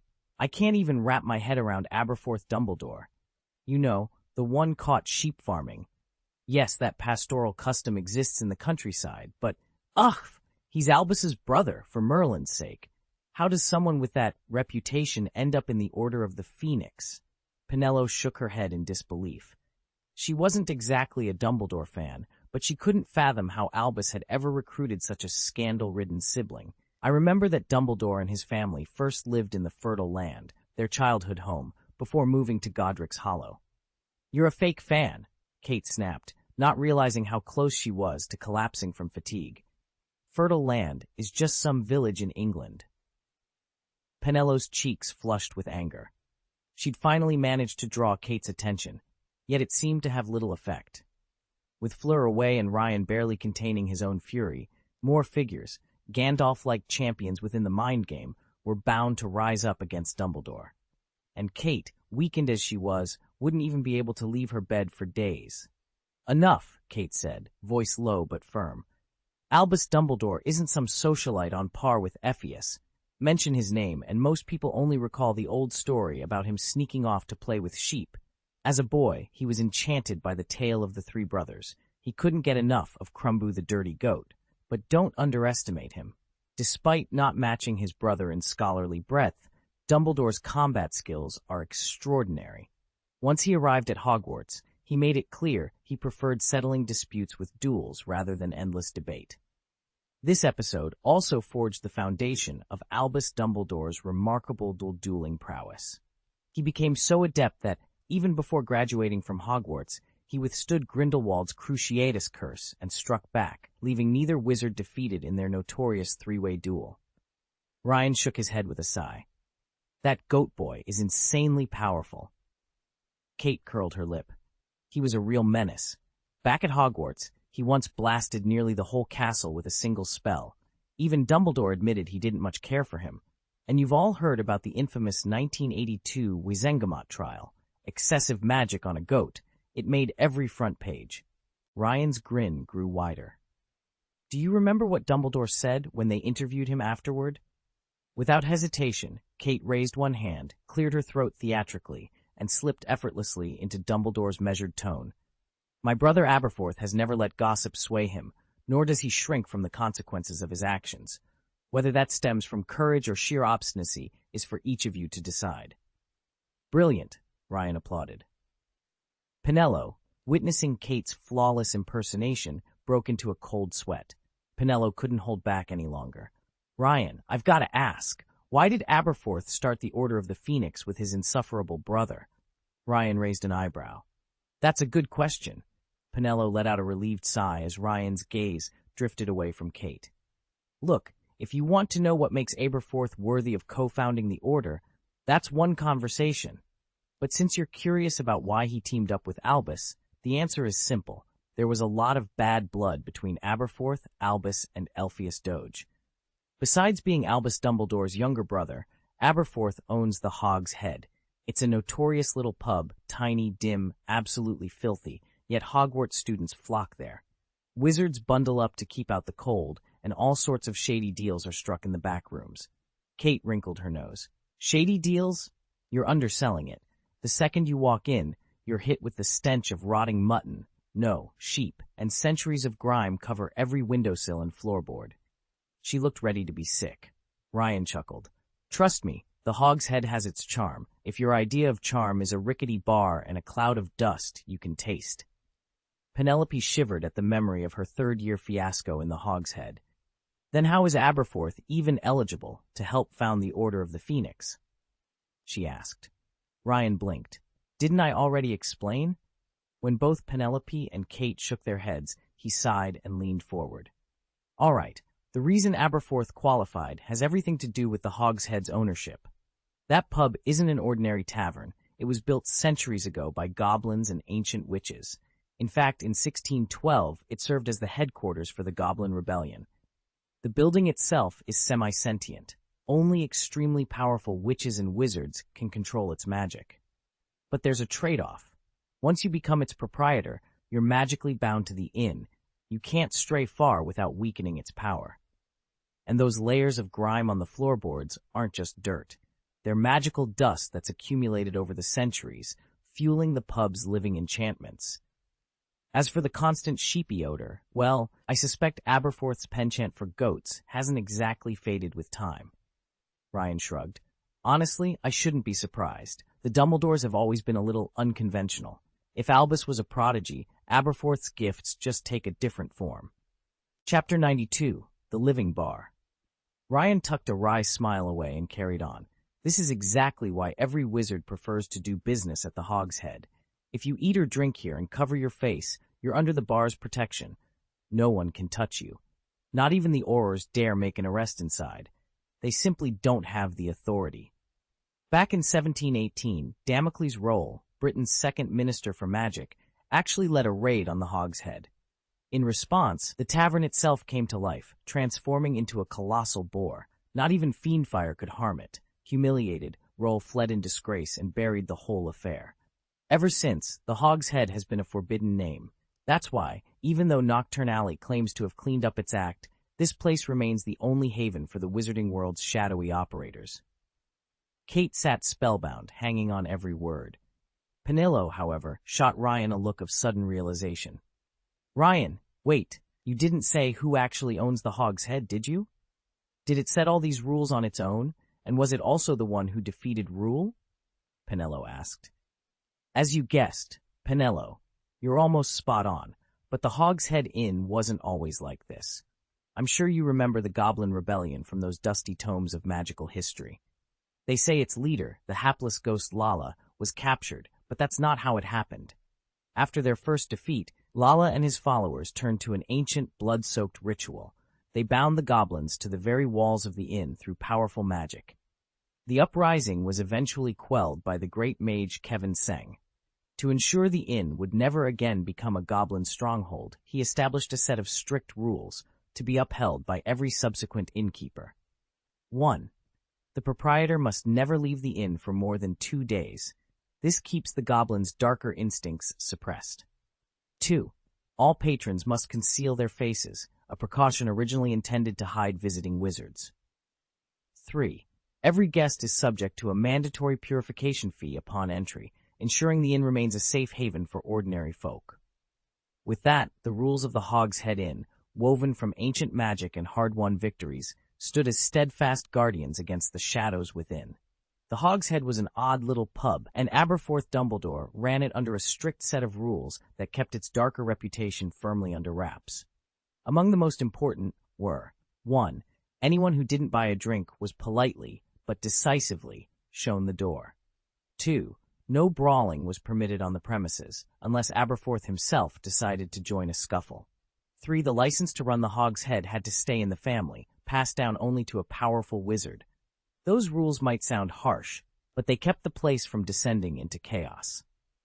One unfortunate soul who learned this the hard way was Mundungus Fletcher. Although he officially acted as Aberforth's broker, purchasing and fencing discreet gray market items on the pub's behalf, Mundungus had a notorious reputation for avoiding his tab. He leaned on his connection to Aberforth to drink and dine without ever reaching for his purse. Eventually, Aberforth had enough. He declared Mundungus persona non grata and forbade him from setting foot inside the Hog's Head ever again. Now, any time Aberforth wants one of Mundungus's less-than-legal acquisitions, he must meet him in alleyways or on deserted street corners, anywhere but under the pub's crooked sign. It became something of a running joke among wizards. Mundungus Fletcher was so cheap that he'd managed to turn Aberforth's own tavern into his enemy. And all because he wouldn't pay his bill. Kate's small ears twitched. She suspected she'd misheard. But Penelope, intrigued by the strange magic behind the Hog's Head, turned to Ryan and asked, "Is it the same as the hearth at Smith Castle?" As Ryan's wife, Penelope was well acquainted with their castle's all-seeing spirit, the so-called Lord God, which governed every corridor and chamber. From the top-floor study, you simply invoked its name, and in the next moment you stood on the ground floor. Rude as it might seem, Penelope still found the Lord God infinitely more useful than Jack, the Ryan family's house elf. Ryan's silver eyes glittered with mild disbelief. "How could they possibly be the same?" he said. "The hearth spirit of Smith Castle is an unrivaled power. In the entire magical world, only Peeves comes close. The Hog's Head, by contrast, is nothing but an odd, half-parasitic entity attached to whichever innkeeper holds its lease. Its only real distinction is its sheer strangeness." Penelope lifted an eyebrow. "Half-parasitic?" she repeated calmly, unfazed by Ryan's disappointed stare. After all, she'd long since grown accustomed to his scrutinizing gaze. Perhaps it's a little unfair to say this, but when it comes to wisdom, she's nowhere near Ryan's level. As a hybrid of wizard and fairy magic, it draws on two power sources, Ryan explained. When there's no wizard to bind it, the fairy half breaks free, revealing its hostility toward wizards. Left unchecked, it turns into a pure killing machine. Only the presence of a wizard master can anchor its fragile sanity. That's why I call this existence parasitic. Yet, since it generates its own power, we label it semi-parasitic. He shrugged. By the way, how did that goat-fawn fellow end up owning the Hog's Head Inn? Kate's eyes went wide with innocence. People say it's disrespectful to play with goats. She shook her head, but there was never any solid proof. The Wizengamot only had two pieces of evidence. Aberforth's corporeal patronus was a goat, and he once cast a charm that made goats' horns curl neatly. They used that as proof of his questionable tastes. Ryan chuckled. Ah yes, speculation elevated to scandal. Kate's round cheeks puffed up in impatience as she waited for him to continue. Chapter 8. The Hog's Head Proposition. Ryan leaned back in his chair with a weary sigh. All right, I'll spill it. There's nothing supernatural going on here. Aberforth is simply fiercely independent. He cares for almost no one except his sister, thrives on solitude, and is more than capable of defending himself when push comes to shove. Kate raised an eyebrow. What about the Hog's Head Inn? Didn't its owner try to step in? Ryan fixed his gaze on her, just as intense as the look he'd given Penelope moments before. Kate, unflinching, returned his stare. He did, Ryan admitted. The innkeeper hoped to intervene early, to stop his tavern from becoming a haven for goblins, a place dripping in blood and brimstone. But think about it. If the Hog's Head earns a reputation as a monster's lair, who'll dare set foot inside? Who'd eat, drink, trade, or celebrate in the belly of a beast? Kate winced at the mental image, but kept her silence. Taking a breath, Ryan pressed on. Like I said, Aberforth can more than hold his own in a fight. Yet despite his strength, he refused the innkeeper's offer to take over the Hog's Head. He didn't want to inherit a tavern cursed by its own notoriety, a den where darker forces could run rampant. His loyalty to his sister outweighed any temptation of power or profit. Kate frowned, leaning forward. But the Hog's Head is famous and profitable. Ryan shrugged. Fame doesn't matter when your clientele is a pack of goblins. Aberforth knew that if he became proprietor, he'd be stuck maintaining a bloody spectacle. He walked away instead, and that's when everything really began to fall apart. Kate frowned in confusion. Wait, he's going to live with his sister in a bar? Ryan smiled wryly. Not just any bar, the Hog's Head Inn. Remember your first impression? Dark, dingy, and hardly welcoming. Can you really picture Aberforth offering his sister a room there? As he spoke, a steaming cup of black tea materialized in his hand. He blew gently on the surface, then took a slow, satisfied sip. Mind you, he added, even back then, it didn't smell like a flock of sheep. Chapter 536. The Heir of the Pig's Head. Bar black tea appeared in their cups as if by magic, courtesy of the Lord God, Ryan's own clone. Because the Lord God was fashioned from Ryan's essence, a single thought on Ryan's part was enough to summon the perfect brew. Yet Ryan seldom called on this convenience. He cared too much about preserving the fragile pride of his house elf Jack. Tonight, when he was simply chatting with Kate and Penelope, he allowed himself the small luxury.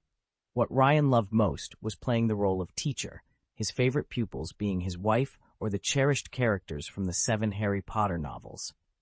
Even though Ron Weasley's chatter could grow tiresome, Ryan still remembered the Weasley boy's loyalty and big heart.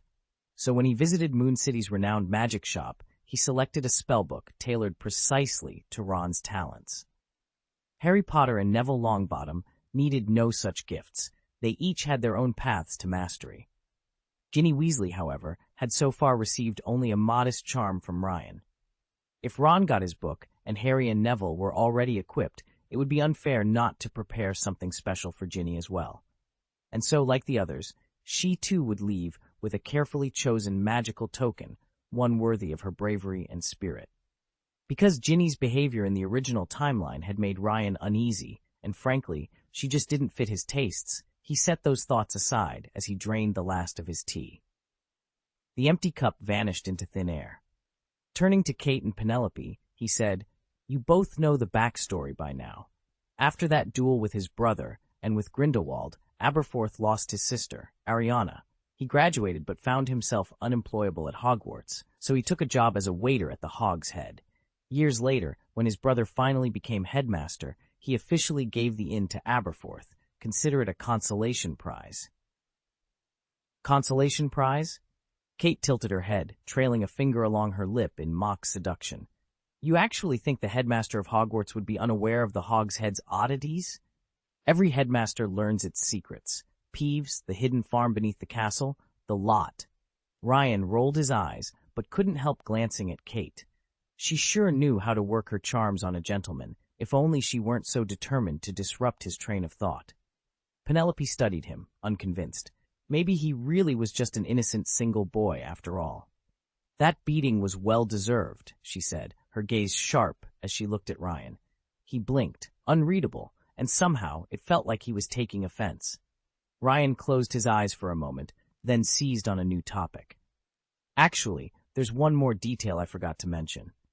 Back when Dumbledore had only just become headmaster, Aberforth was still bartending at the Hog's Head.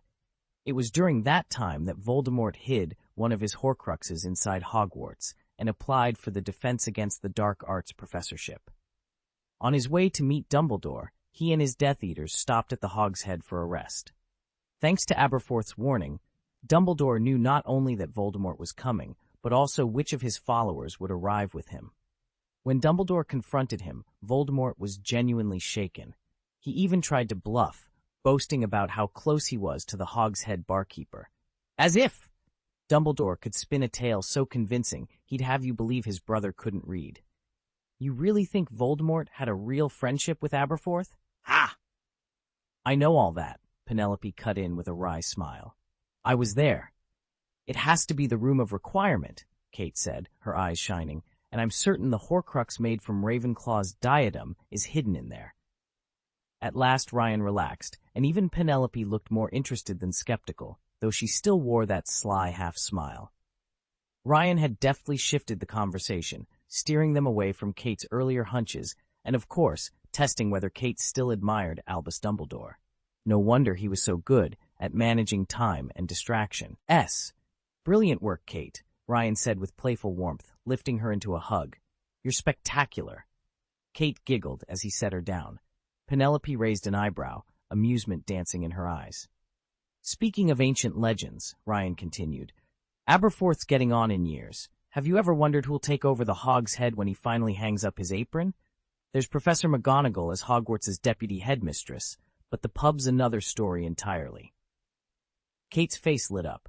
They're choosing someone new? They haven't decided yet, Ryan replied.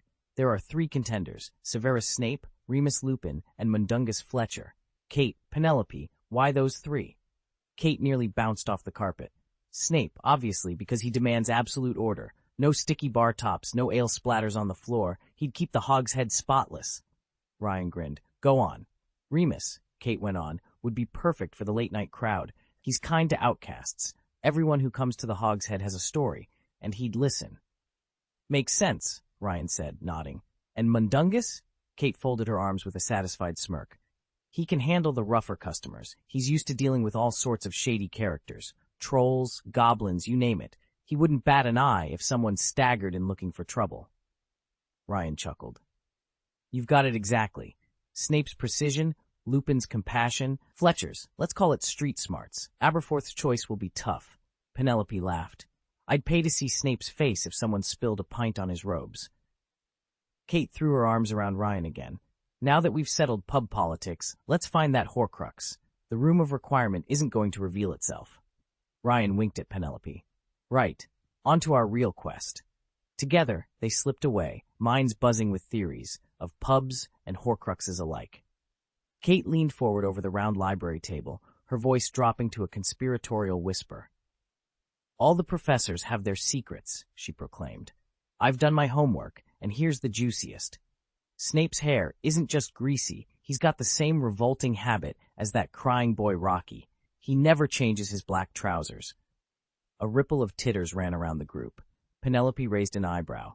You're saying Snape just wears the same pants day after day?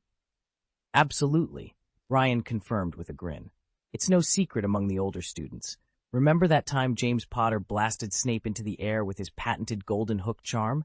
Snape was dangling upside down, and, surprise, his filthy black pants were on full display.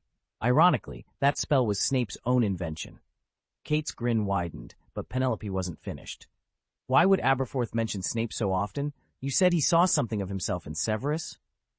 Right, said Ryan. Aberforth despised Snape's relentless need to prove himself. They're cut from the same cloth, both driven by ambition, but Aberforth couldn't stand Snape's restless showmanship. That resentment pushed Snape farther and farther away, and before long, he fell in with the Death Eaters. A hush fell over the table. Penelope tapped her quill against a parchment notebook. So that's why he's so withdrawn. But what about Lupin? He's always friendly in class, yet he keeps to himself. Kate shrugged. Professor Lupin's isolation comes from being a werewolf. Magic society casts him as an outcast. Even if he wanted to join Potter's crowd, his condition confines him to the pub or the shrieking shack on full moons. Penelope scribbled a final note. Makes sense. A brilliant teacher, but always standing on the edge of acceptance. They packed up their things, minds buzzing with fresh rumors. In Hogwarts, legends and half-truths spread faster than a Weasley's wildfire whiz-bang. And once you've heard a tale like this, it's nearly impossible to unhear it.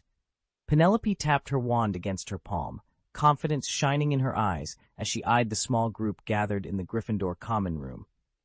The latest round of order suitors had landed on her, and Ryan had just finished describing the first candidate. He wears nothing but black, sneers at anything resembling cleanliness, and carries himself like he's permanently offended, Ryan summarized, folding his arms. Who is he? Penelope didn't hesitate. Severus Snape. Right you are, Ryan said with a smirk, then glanced over at Kate. Congratulations, Penelope. You called the man who makes cleanliness look like a bad idea. Kate bristled beside her, her cheeks flushed crimson. Well, excuse me for wanting someone who showers occasionally, she snapped under her breath. So, Ryan continued, eyes gleaming, our second contender, Remus Lupin. Former head boy, brilliant mind, but bit of a drawback. He's a werewolf, which makes him perfect as the Order's insider among the Lupine pack. He paused for effect. Plus, he's itching to return to teaching at Hogwarts, and he's already spoken for. Aberforth won't have him back. Kate crossed her arms, digging in her heels. Fine, she said stubbornly, but you still have one left, Mundungus Fletcher. I claim him. She leaned forward, a triumphant glint in her eye. Mundungus is single. He practically lives at the Hog's Head. Grew up there, you could say. Nobody knows that tavern like him. Ryan shook his head, pity lurking in his grin. I'm afraid you're right, Kate. That's exactly who he is. All at once, Kate's triumphant smile faltered. She let out a soft huff of frustration. Blast it, she muttered, dropping her shoulders. I really thought. Penelope chuckled and patted her shoulder. Better luck next time. The flickering firelight danced on the stone walls as the three friends settled back into their seats, already gearing up for another round of guessing and another chance to outwit Ryan's razor-sharp descriptions. Kate's tiny fist connected solidly with Ryan's chest, and he stumbled back with a sharp intake of breath. After a moment, he pressed a hand to the spot where she'd struck and sighed. I'm sorry, Kate, he said at last, but Mungden's magic level really is too low. That's why he was turned away. Chapter 94, A New Target. Kate nodded, but her brow remained furrowed. I believed your explanation, Ryan, she said softly, but I still can't shake the feeling that he refused simply because he's too miserly, and the Hog's Head Inn's regulars have marked him as an enemy. Ryan let a lock of his sleek black hair slip back behind his ear and gave her a sidelong look. No, that isn't why. When it comes to naming the next proprietor, Aberforth Dumbledore holds absolute authority. The opinions of the Hog's Head's patrons don't matter at all. Kate pressed her lips together, then asked, But what about Professor Snape? He's joined the Order of the Phoenix, and since Lily's death, Harry is the only tie he has left. Doesn't Aberforth see him as the ideal candidate to inherit the inn? After all, Snape is famously brooding and reclusive, almost bat-like in his manner, and he once served Voldemort himself. Who better to run a dubious tavern than a man with a shadowy past? Penello lifted an eyebrow. He certainly has the temperament, she agreed, and now that Dumbledore's influence has softened him, I'd say he's more than suitable, yet Aberforth must consider every facet of Snape's history and current loyalties before deciding. Ryan shook his head. That's exactly it. Neither Snape's past nor his present convinces Aberforth he's the right choice. Kate exchanged a glance with Penello, her anxiety mounting. Then who will be Aberforth's successor? What's his new plan for the Hog's Head? Before Ryan could answer, the tavern door creaked open, drawing all three eyes toward the entrance. It almost seems as though the Hog's Head were Aberforth's birthright. As long as he clings to the title of owner, he could tether his very soul to the taproom, living on indefinitely like some earthbound spirit. But Aberforth would never choose such a fate. His only concern is finding his sister. Ryan rolled her eyes at Kate. So what about all the previous proprietors? They just shrugged off eternal life? Penello leaned forward, curiosity shining in her eyes. They actually did. They gave up the bar's extension of life willingly. Because it's no gift at all, Ryan explained. Immortality in the Hog's Head is more like a life sentence. Once your natural span ends, the bar steps in to prolong your days. But the moment you accept that gift, the entire relationship flips. Although the tavern preserves its old rules to keep chaos at bay, the master becomes the servant. An owner can't stray more than an hour from the premises, or they're magically drawn back through the door. Anyone powerful enough to seize control of the Hog's Head wouldn't degrade themselves to a glorified prisoner. Since Aberforth, like all his predecessors, has no intention of living on indefinitely, the question of succession becomes urgent. Kate leaned forward. As a wizard, Albusford still has well over a century of life ahead of him, Ryan explained, but he's already set his sights on a new successor, someone in my class. He offered them a knowing smile. Who is it? The students chorused. That, Ryan said with a wink, is my secret. However, if any of you can name the right person and present irrefutable proof, I'll award you a gift beyond your wildest dreams. He swept his arms wide, as if embracing an impossibly large prize. Kate's face fell. She'd been ready to rattle off every name she knew. Penello, too, looked disappointed. After all, her magic depended on a photographic memory. Then, in an instant, both girls sat up, eyes flashing. Kate glanced at Penello. Penello met her look. Unspoken but perfectly clear, that incredible reward was theirs for the taking. In their 7th and final year at Hogwarts, Harry and his friends had more on their minds than the looming NEUT examinations. Instead, everything hinged on a mysterious gift, and on each other, now cast in the role of rivals. It had been several days since that gift arrived, and with only 2 weeks left before term began, Harry found himself utterly preoccupied. He hadn't even looked at Mission 7. It had been unlocked the moment he completed Mission 6. Though he'd glanced at the briefing, he never found the time or the headspace to tackle it. In fact, he decided to set it aside altogether rather than let it weigh on him any further. The reason was simple. Harry was focused on one very personal task.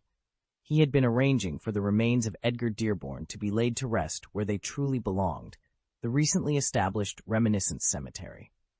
Sirius Black had purchased the mountaintop plot just weeks earlier, shaping it into a peaceful sanctuary for those war heroes who died in the First and Second Wizarding Wars. Here, amid rolling hills and flowering trees, lay the graves of witches and wizards who had no living relatives, or whose entire families had perished in the conflict. Ensuring Dearborn's proper burial consumed Harry's days. He was determined that this unsung hero, like so many others commemorated at Reminiscence, would finally rest in a place of honor and quiet remembrance. Only once all the tributes were in place did Harry allow himself a moment's pause, and even then his thoughts drifted back to the untackled mission and the rivalry that still awaited him at Hogwarts. At the new memorial grounds for the fallen members of the Order of the Phoenix, only fragments of Benji Fenwick's remains were ever recovered. Dorcas Meadows, slain by Voldemort himself, had also been exinterred and reburied here so she could rest beside Dearborn. Other Order members, such as Marlene McKinnon, opted not to relocate. They preferred the ancestral family plots where they originally lay. Support for the project poured in from across the wizarding world. Day after day, the Daily Prophet ran remembrances and eulogies for the heroes who had given their lives. Emotions ran high among the veterans, Alastor Mad-Eye Moody, usually as hard-boiled as they come, was openly moved to tears and insisted on reserving a plot in advance. Hagrid, too, found himself deeply touched, but ultimately decided he would rather be buried alongside his father than here in the Order's cemetery. Over the course of several weeks, Harry, Ron, Hermione, and a handful of Order members crisscrossed Britain, searching for the perfect site. They inspected rolling hills and secluded glades, helped quarry stone for headstones, arranged for wrought iron fencing, and answered an unending stream of letters from grateful witches and wizards eager to contribute. Standing now among the freshly laid markers, each one a testament to sacrifice and courage, Harry couldn't help but wonder why he'd let Ron's bullish enthusiasm drag him into such a lengthy journey. And yet, as damp twilight settled over the silent grounds, he had to admit that choosing the perfect spot, picking out materials, and corresponding with supporters had delivered a strange, unexpected satisfaction. Even their mode of travel, a dragon-shaped flying contraption modeled on the Norwegian Ridgeback, was downright fascinating. The instant that dragon touched down at the burrow, Draco's eyes lit up. He'd been reluctant to join Harry and Ron on this trip, but now all he could talk about was how his father simply had to get him one of these machines. Harry still heard Sirius's voice in his head. It's a special flying apparatus from Romania, banned in the UK, actually. They only let us bring it over because we needed to inspect the cemetery site. Upon learning that, Draco was beside himself with excitement. He vowed that if he ever had the chance, he'd move to Romania. And he wasn't joking. Harry couldn't help smiling at the thought. He was about to drift into memories when his vision suddenly flickered, and a new message panel blinked into view on his retina. Task 7. Grasp the true nature of the tree shepherd before returning to school. Magical transformation. Review your prior lessons. The answer lies within them. Warning. The new teacher is not an asset, but a threat to the resurrection ceremony. Harry clenched his jaw. Bloody hell.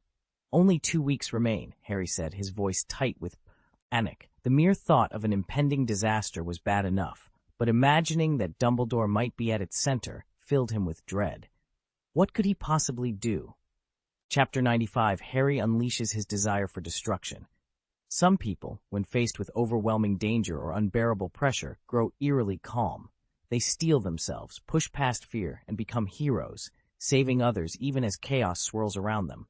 Harry was such a person, but right now he wasn't fighting for anyone else. He was fighting for himself. Moments before, despair had almost claimed him. Then, as though waking from a nightmare, he flicked his hand, and without even drawing his wand, the broken mirror across the room spun toward him, hovering in midair. With a single steady breath, Harry stepped forward and vanished through its empty frame. In the Dursleys' living room, Ginny burst through the door just in time to see the mirror clatter to the floor and explode into fragments.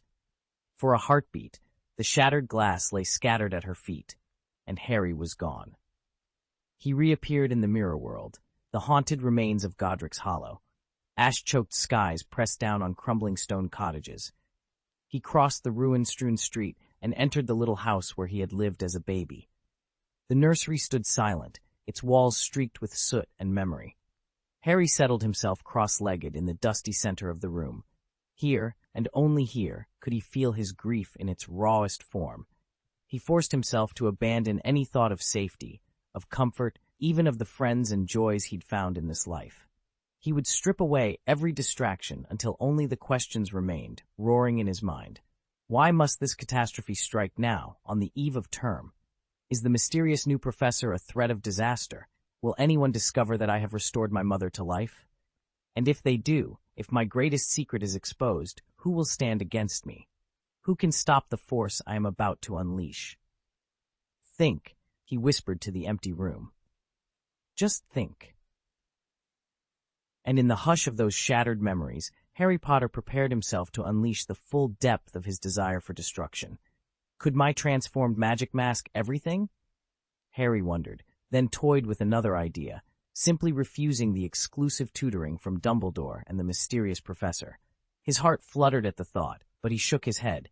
If that option existed, why wouldn't it be listed on the taskbar? And could he risk arousing Dumbledore's or the professor's suspicion? No, That had to be his absolute last resort. There must be some valid reason to turn down their one-on-one lessons. Harry exhaled, cast a fond but puzzled glance around the strangely familiar chamber, and closed his eyes once more. Now all that remained was to summon every scrap of knowledge the taskbar prompted him to recall. In that moment, he would have traded his entire library of arcane lore to be as blissfully clueless as Ron. His own depth of study suddenly felt like the greatest barrier to completing this task. Back in the real world, Ginny paced restlessly through the garden. She'd just watched Harry slip into the mirror world, yet he'd never been this uneasy before. He'd even let the mirror drop, heedless of where it might shatter. Ron waved his hand casually. You didn't notice before, but Harry's been acting strange. He's always trying to get closer to you, Ginny, almost without realizing it. And that's not all. Before the last update, I overheard him messing around with pudding in his room. I heard him cast the reparo charm on that poor creature hundreds of times after he'd, well, abused it. What does that tell you? Along with lust, Harry's shown a real destructive streak. Maybe he came to the mirror world just to unleash that side of himself. But don't worry, he'll snap out of it soon. Remember Neville? He used to surprise you with random kisses, but eventually he stopped tormenting poor pudding too. Ginny's face flushed with anger, her hand already flicking toward her wand as she muttered the beginnings of a supercharged bat spirit charm. Draco caught her arm, halting her in mid-motion. He turned to Ron, his expression grave. Ron wouldn't invent something like this without a reason. If he'd brought it up, he must have found a real clue. As unsettling as the whole notion was, Draco had noticed one thing over and over at the burrow. Nobody watched Harry more closely than Ron did. Draco leaned back in his chair, his pale eyes fixed on Ron with a mixture of curiosity and skepticism. He'd always found Ron's attention to detail a little unsettling, sometimes even enough to wonder what exactly was going on inside the boy's head. Finally, he asked, "All right, Ron, did you find something none of us already knew?" Ron straightened with a triumphant grin, utterly oblivious to Ginny's furious glare from across the table. She looked like she might strangle him on the spot. When Draco emphasized that this bit of knowledge was unique to Ron alone, the redhead's chest swelled with pride. "Of course I did," Ron announced, lifting his chin. "I know everything. Harry doesn't even suspect I know it. Let me introduce you to my latest invention, the smoke bottle." Neville's face brightened. Right, the prototype was the cloud and mist curse. Its power comes from Ron's talent. He can pour his own emotions and memories directly into the charm. "Humph, well said, Neville," Ron replied, nodding approval. "But for the record, my gift isn't just that I can shove feelings into a spell. I can tailor its effects however I like, and I can even sense other people's memories when I choose." At that, everyone around the table instinctively took a step, or three, backward, as if the air itself had grown suddenly dangerous. Ron cocked his head. "Why are you all backing away?" he asked, genuinely puzzled. "I wasn't going to." He stopped himself, noticing for the first time how pale Neville looked, how Ginny's fist was clenched so tight her knuckles shone white. Draco sat forward again, eyes boring into Ron. "You've just admitted you can invade people's minds," Draco said softly. "That's a serious gift, and a frightening one." Ron swallowed. He'd meant to impress them, but now he realized he'd given them every reason to be afraid. He opened his mouth, wondering how to explain that he wasn't some sort of dark wizard, just a boy with a curious, uncontrollable power. But the room was silent, and in that hush, Ron felt the true weight of what he'd revealed. Later, when Harry first emerged from the mirror world, he discovered he couldn't repeat what he'd done before. As Ron tried to explain this, only Ginny's expression wavered. Everyone else stared, mouths agape. After a moment's thought, Ginny said quietly, "Maybe that's true, but who really knows what he sees in our hearts? If Ron could read my mind, he'd have told us what I was thinking by now." At her words, Neville and Draco visibly relaxed. Ron scowled at them. "You don't trust me? You'd sooner believe Ginny over your own friend?" He shot back. Neville and Draco glanced at each other and gave a silent nod of support. "Merlin's beard," Ron muttered, about to lose his temper, until Ginny fixed him with a look so fierce he fell silent. Finally he huffed, "Fine, I'll go on. But Draco, Neville, you're on my list." Clearing his throat, he continued, Here's what really happened. Harry had just overcome his darker self inside the mirror world, but he was still emotionally unsteady. The moment I touched his hand afterward, I felt his memories surge through me. It wasn't a straightforward victory. Harry didn't simply defeat his shadow, he accepted it, and in the process, merged with it. This all explains why Harry can summon the Pluto dragon in the mirror world, just like his evil counterpart, Ron said, tapping the edge of the table. When he absorbed that darker side of himself, everything he's been doing suddenly makes sense. The makeout sessions with Ginny were him trying to satisfy his lust, and whatever unspeakable things he did to Pudding back in the dorm were his misguided attempt to vent his destructive urges. He paused to let the others absorb the revelation. By being with Ginny, he manages to keep his physical desires in check. But that wasn't nearly enough to slake his hunger for chaos. The strange goings-on with Pudding barely scratched the surface, so he slipped into the mirror world to unleash his real fury. It fits perfectly. Draco's eyes gleamed. Fascinating, like spotting a Norwegian ridgeback through a veil. Neville cut in with a weary sigh. And remember how often Harry used to scrap with me? Perhaps that was another outlet for his destructive energy. Lust's one thing. You can channel it with Ginny, but raw anger is something else entirely. Ginny waved her wand with exasperation. Could you two please stop blabbering about our intimate moments every 5 seconds? I'm right here, you know. A dense swarm of bats blotted out the sky before swooping down on Draco, Neville, and Ron. Chapter 96. Draco, the Half-Baked Dark Wizard. A bone-chilling chorus of cicada song echoed across the rolling hills of Devon. Any entomologist lucky enough to be here would blink in disbelief. So far as the experts knew, the only cicada in Britain was the rare endangered species confined to the New Forest in Hampshire. Yet the high-frequency, piercing trill was unmistakable, and it wasn't coming from any ordinary insect. Biologists would have scratched their heads even harder. Before them stood a humanoid figure whose body was sheathed in a gleaming carapace. Its eyes were the multifaceted lenses of insects, its mouth a shifting array of mandibles, and every few moments it emitted that eerie cicada song. No mere wildlife anomaly could explain this creature. But the small group of observers wasn't composed of natural scientists. These were the few who chased the unseen, who believed in spells and curses, in dark rituals and hidden powers. They were the only ones who could truly appreciate what stood before them. Just a few yards away, standing with perfect ease, was a girl no more than 14. She wore her hair loose over her shoulders and held a slender wooden wand in one hand. A confident, almost mischievous smile curved her lips. This was Ginevra Weasley, Ginny to most, one of the finest young witches to come out of Hogwarts in years. Only moments ago, she had delivered a painfully effective lesson to her disobedient quarry. 4 wizards lay scattered on the dewy grass, blinking up at her in stunned silence. Among them was Ronald Weasley, her brother, alongside 3 older students who had foolishly insisted on leaving St. Mungo's before Ginny gave them leave. They'd been warned not to meddle in matters of dark magic. They'd paid for their arrogance. Ginny tapped her wand gently against her palm and expelled a soft sigh. "I warned you," she said, her voice cool yet laced with pride.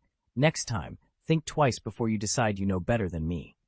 Behind her, the insectoid creature emitted another strident call. It raised a spindly arm, half as a warning, half in salute to its summoner. The onlookers, a trio of wide-eyed mystics, jotted notes furiously, their skepticism shattered. Magic, they now understood, was as real and potent as any force in nature. Ginny allowed herself a final flourish of satisfaction before turning back to her brother. "Come on, Ron," she said briskly. "Let's get you inside. You've had enough excitement for one day." As she guided the bedraggled boys toward the manor, the cicada wizard retired silently into the dusk, its purpose fulfilled. And in that fading light, one truth shone clear. Draco Malfoy was not the only half-baked dark wizard looming on the horizon. A new, and far more unpredictable, power had just revealed itself. "All right, it's time." Ginny tossed her hair over her shoulder. No sooner had she spoken than the 3 insect-like creatures flitting at her side shattered with a series of cracks, then rematerialized as Ron, Draco, and Neville. "I'm your brother," Ron blurted, his voice cracking with leftover fear as he slapped a hand to his cheek.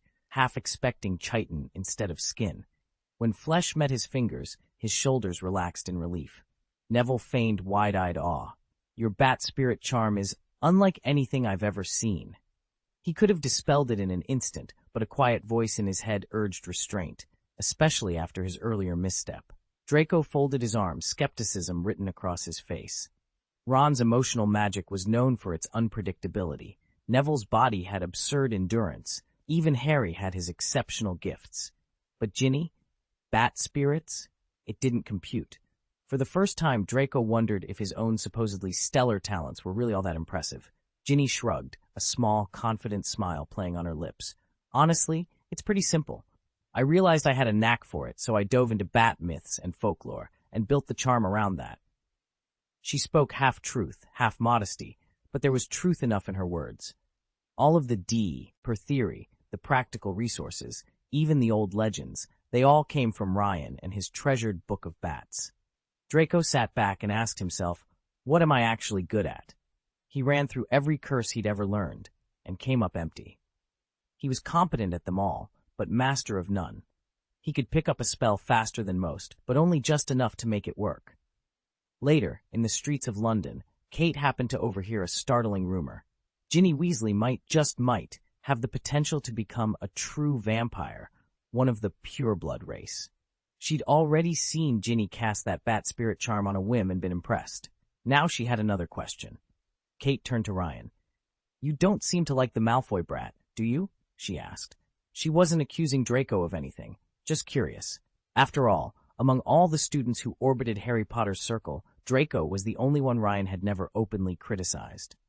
And Draco's only real brush with Ryan had been on the Hogwarts Express, an accident with no real malice behind it. Ryan shrugged. I suppose a little, he admitted. About as much as I can stand Ginny. He was just unlucky enough to get on my nerves first. Ryan lifted an eyebrow and sounded perfectly calm. After all, today was Kate's birthday, and her present was a full afternoon of shopping with him. To most men, Ryan included, shopping was a special kind of torture. He could bench press cars and crack boulders in half, yet the thought of wandering crowded stores made him wince. So when Kate steered the conversation toward Ginny and even asked about his opinion of Draco Malfoy, he kept his voice light. Behind that cool facade, he was popping champagne corks in his mind. He knew that the more indifferent he seemed, the more Kate would chatter, and the more time he'd buy himself before they had to hit the next mall wing. Okay, he said, feigning interest. What do you want to know about Malfoy's magic? Kate's eyes sparkled. I saw a bit through your vision. That boy's got a bizarre talent for curses, ridiculously easy to start, but nearly impossible to master. Which school of magic suits him best? Ryan bit back a grin, pretending to weigh his words. Honestly, all his raw ability goes toward torturing himself. At heart, he's not cruel. He just keeps convincing himself that he needs to go darker. That's where all his power ends up.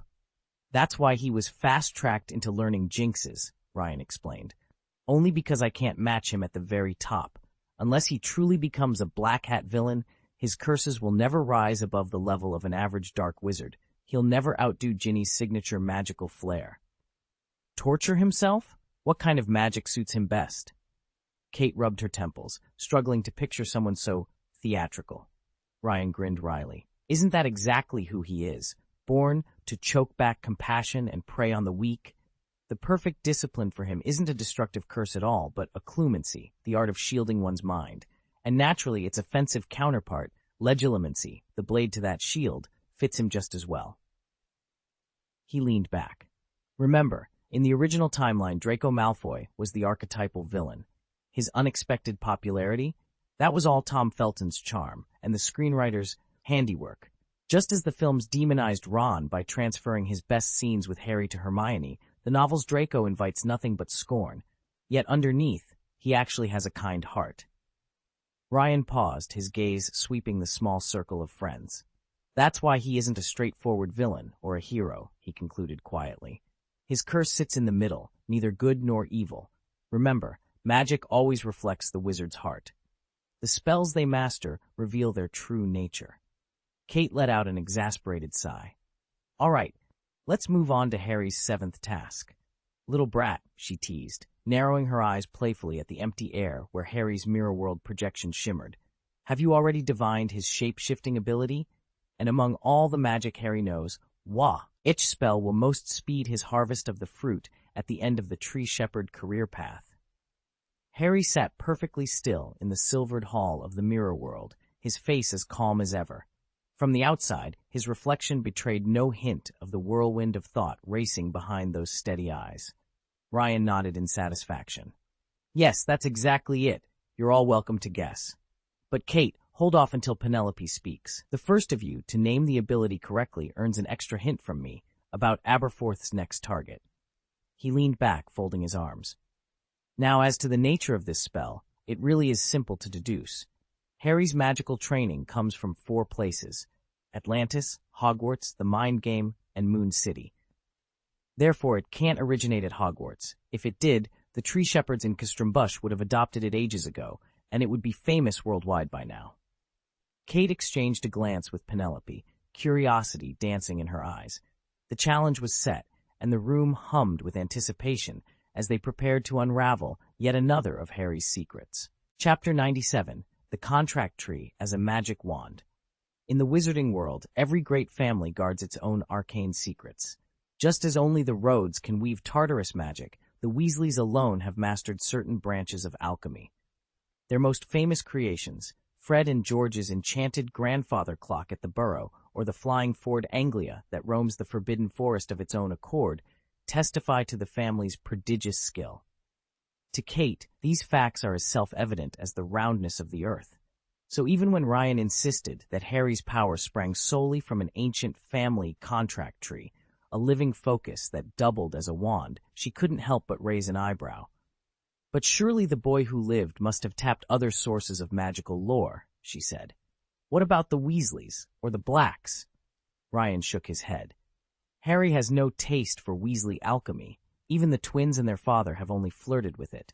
And the Black family's magic, well, Sirius regards it as dangerously corrupt. He's always called it toxic textbook material, something best burned. He'd never let his godson study it. Late that night, in the ruins of the old Potter house at Godric's Hollow, Harry Potter stirred. Eyes snapping open in the moonlit dust, he drew a slow, steady breath. The legends, the theories, none of it mattered now. What mattered was the living wood of his contract tree and the magic it had yet to reveal. He'd been turning over every possibility in his mind. Just as Ryan had suspected, the power didn't originate at Hogwarts. After a few wrong turns, first considering the combat-focused mind games, then the body-forging rituals of Moon City, he finally arrived at the only remaining explanation: the magic immersion technique taught in the college's advanced potion-making course. Magic immersion, he reminded himself, involves gazing at or physically touching an ingredient and mentally merging with it, imagining the material as an extension of your own body so that your mana can flow into it. It's the preparatory step before using spells to extract juices or crystallized essences. The real challenge lies in convincing your mind that an external object is part of yourself, but that obstacle simply didn't apply to his contract tree. By right of their bond, the tree had literally been a piece of him, at least until he severed the contract unilaterally. In a stroke, the usual difficulty vanished. He could barely sit still any longer. Rubbing the soreness from his thighs, cramped from hours of cross-legged meditation, he tapped the silver mirror beside him, and in a flash, he was gone. After another plunge through familiar darkness, he found himself back in his quarters. His eyes settled on the small potted holly sapling resting on the table. At his approach, its tender shoots shivered as if caught in a breeze that wasn't there. A soft thump, thump, thump beat in his chest as he wove his magic toward the plant, and the world around him fell silent. In his mind's eye, the sapling's outline sharpened until he could feel its life pulse in time with his own. Astonishingly, he sensed himself becoming the tree. His legs grafted into the cool, damp soil, the rich earth winding through every sinew, sunlight streaming in through the window to filter down like leaves overhead. That light and life force converged in his heart, sending waves of expansion and an almost intoxicating fullness through his veins. It was like plunging from a blistering desert into ice water, relief and power flooding him at once, and a single craving rose in his thoughts: More. I need more. Then, as though centuries had been swallowed and spat back in a single heartbeat, he was abruptly torn from the trance. Harry gasped awake, blinking against the dim lamplight, and ran his hands over his limbs to reassure himself he was whole. His body was strong, just as always, but beneath the surface lay a hollow tug, as if part of his soul still lingered among those quivering holly branches. Harry stood motionless, his spirit adrift like a lone ghost caught in a wandering breeze. Before him, the tender green sapling seemed more than a plant. It was a mirror image of himself. For a moment, he felt as if he were staring into another world, where that other Harry waved back at him with a warm, knowing smile. The uncanny sensation left him stunned and unsteady. It took several long breaths before he regained his composure. He had meant to press on with the ritual, but a quiet intuition told him the contract tree had already given all it could for the day. If he tried to push any further now, he risked unraveling whatever fragile bond they'd just forged. Reluctantly, he nodded to himself. They would have to pause until tomorrow. Meanwhile, at the Smith Castle orchard, a gentle breeze rustled the leaves overhead as Kate and Penelope lounged in the pavilion, enjoying the late morning cool. It had been nearly a week since Kate's birthday celebration, and the two friends were still teasing Harry and Ryan about their magical abilities. After Ryan stubbornly refused to reveal anything, the girls turned their attention to Harry, determined to stump him about how the tree shepherd profession's magic transformation progress bar actually advanced. Penelope rattled off one guess after another, ancient rites, rare potions, secret incantations. But Kate, surprisingly, stayed silent. She lounged back in her chair, head held high and eyes sparkling with confidence. Frustrated, Penelope finally burst out, "Kate, if you already know the answer, just tell me." Kate merely smiled, leaning forward. "I wouldn't dream of spoiling the fun," she teased. Yet behind her playful grin lay a certainty that neither Penelope's guesses nor Harry's careful studies could yet touch. And so the orchard remained silent, but for the soft rustle of leaves and the unspoken promise that the next revelation was just around the corner. "Am I going to eat you?" Ryan teased, his eyes wide with mock alarm. Kate laughed, tossing her hair back. She scanned the dimly lit room before fixing him with a knowing look. "The answer," she said, "is magic. Honestly, I almost forgot I was even there when it all happened." Harry, curled up in an armchair, peeked over the battered copy of First Year of Potions, Ryan's personal recommendation, and raised an intrigued eyebrow. Ryan nodded in agreement. "She's right." Penelope, perched on the windowsill, folded her arms. "But why? What's the explanation behind it?" Kate's smile faded into something more serious. She drew her cloak tighter around her shoulders and leaned forward as if sharing a secret. "It traces back to one of the darkest figures in magical history. In the Middle Ages, wizards settled disputes through duels. Duelists were celebrities of their time, though their careers and lives were notoriously short. Before the Ministry of Magic regulated black magic, most duels ended in death. The man at the center of it was named Godlot. He's famous, or infamous, for being one of the only duelists to die of natural causes. Ironically, it was his own creations, his deadly spells and his obsessive research into the dark arts that ultimately took him. He always claimed he was innocent, insisting every incantation and experiment was guided by his Elhorn wand. A hush fell over the group as they absorbed her words, the flickering candlelight casting long shadows on the walls. The legend of Godlot, it seemed, was only just beginning to unfold. He once called his wand my most wicked and inscrutable companion. Clearly, Godlot didn't see it as a mere tool, but as a trusted partner, even a teacher. In the annals of magical history, however, many of the great sorcerers have labeled him mad for delving into black magic. They dismiss his claims as sheer nonsense. Kate frowned. "He isn't really insane, is he? Then why do so many wizards think he is?" Ryan leaned back and folded his arms. "Because almost everything we know about wands is jealously guarded by the wand makers themselves. Only a handful of scholars study them in depth, but it's widely believed that a wand actually absorbs its owner's talents. That's why most witches and wizards prefer to be chosen by a brand new wand rather than pick up someone else's. A second-hand wand can retain habits from its previous master, habits that might clash with a new owner's style. To prevent that, Wands are often buried or even burned alongside their original wielders when they die. It keeps the wand from accumulating too many conflicting memories. Penelo stared at him in confusion. Okay, but what does any of this have to do with the tree shepherds? Ryan tapped the slender shaft of wood in his hand. A wand isn't just a stick. It's infused with magical materials. Unicorn hair, phoenix heartstrings, troll nerves, and so on, all encased in a wand wood core. Wizards, being magical creatures themselves, can form the same kind of bond. When you plant a contract tree, you weave in the owner's hair. This particular tree species grows into the very wood used for wands, so the contract tree itself becomes, in effect, a living wand. Magic transformation describes the feedback the wand sends back to its owner once it has fully mastered a new spell. And magic immersion is the special elixir that accelerates the wand's learning process, helping it grasp spells more quickly. Chapter 98, Secondary Magic Transformation, also listed as Chapter 541, Section 2.3, Magic Transformation. Ryan stared in astonishment. These wand makers had actually uncovered some of the Elder Wand's secrets. After all, the Elder Wand, so called because of its ancient lineage, has passed from master to master by conquest, each new owner defeating and often killing the previous one. It has never been broken or destroyed, and over the centuries, it has absorbed an immense wealth of wisdom, power, and magic that far outstrips any ordinary wand. In theory, any wand can develop in a similar way, but only under the most exacting conditions. A second-hand wand cannot simply drink in the diverse magical styles of successive owners the way the Elder Wand does.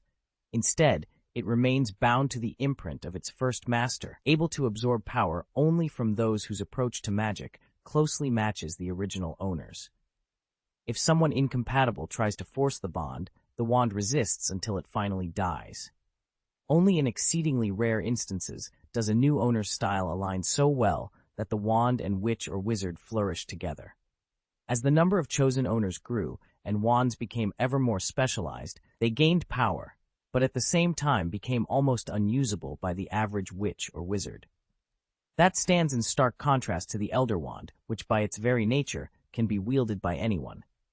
This limitation helps explain why second-hand wand shops persist yet never truly thrive. Pre-owned wands may carry extra spells or residual magic, but they're still made of wood and no inherently tougher than any other wand. Consider Harry's Holly Wand in the original timeline. During his duel with Voldemort, it absorbed a surge of the Dark Lord's power, enabling it to defend itself against Voldemort independently of Harry. Yet when Hermione struck it with her stunning spell, it shattered instantly. That wasn't merely because the Holly Wand had been tuned specifically to counter Voldemort. It also shows that, fundamentally, it wasn't any stronger than a typical wand. Frankly, if you set aside the Elder Wand's indestructibility, Harry's Holly Wand, having bested Voldemort so many times, might even rival it in raw power. But the Elder Wand's true advantage is its versatility. It isn't confined to battling a single dark wizard. It can perform any spell, for any wielder who masters it. The wand possessed a remarkable quality. It could mirror its previous master's prowess and drastically amplify any spell channeled through it. Harry had learned that the mysterious former owner of this old wand had reached level 6, demigod status, in repair charms. By tapping into that stored expertise, Harry was finally able to revive his shattered, dead Holly Wand. "Hey, you little squirt," Kate teased, nudging Ryan out of his thoughts. "Wands are just fancy accessories, right? You told me that wandless magic, what we do by sheer force of will, is really just a watered-down form of transfiguration. It only takes your hands. I've got several of those spells myself." She snapped her fingers, and a thin ribbon of flame danced across her fingertips. No wand, no incantation, no borrowed gestures from Vagadu's style. In the European magical tradition, wandless magic doesn't merely mean casting silently. It means producing genuine magical effects without words, wands, or formal gestures, pure intent made manifest. Penelope, standing off to the side, rolled her eyes. "Sure, Kate, if you're 1 in a million. I know plenty of outstanding Hogwarts students who can't manage a single spell without a wand. If you don't have one, you're limited to your natural wandless magic, and that only lets you mask your presence." Ryan nodded at Penelope with approval. Tree shepherds aren't useless by any stretch.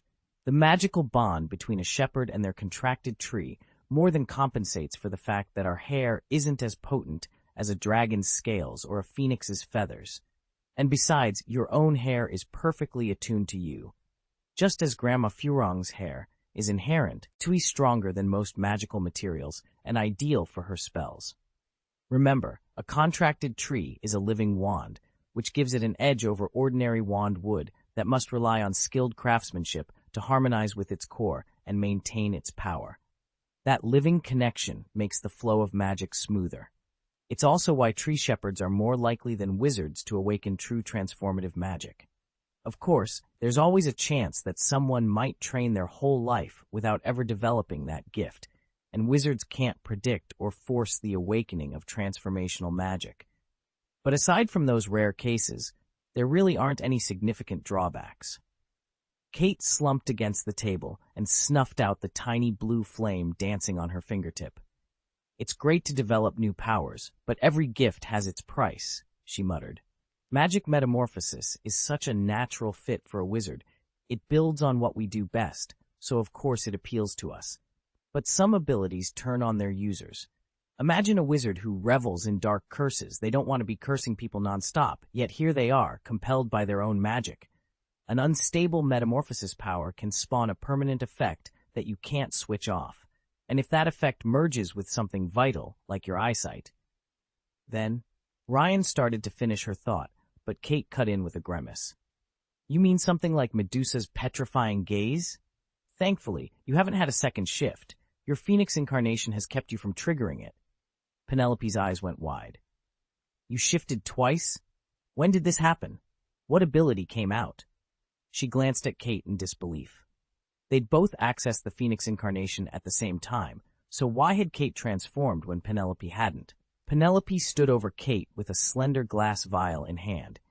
Despite her usual aversion to magic potions, she didn't hesitate now. "Here," she said, tipping the liquid toward Kate's lips. "This will boost your transformation level."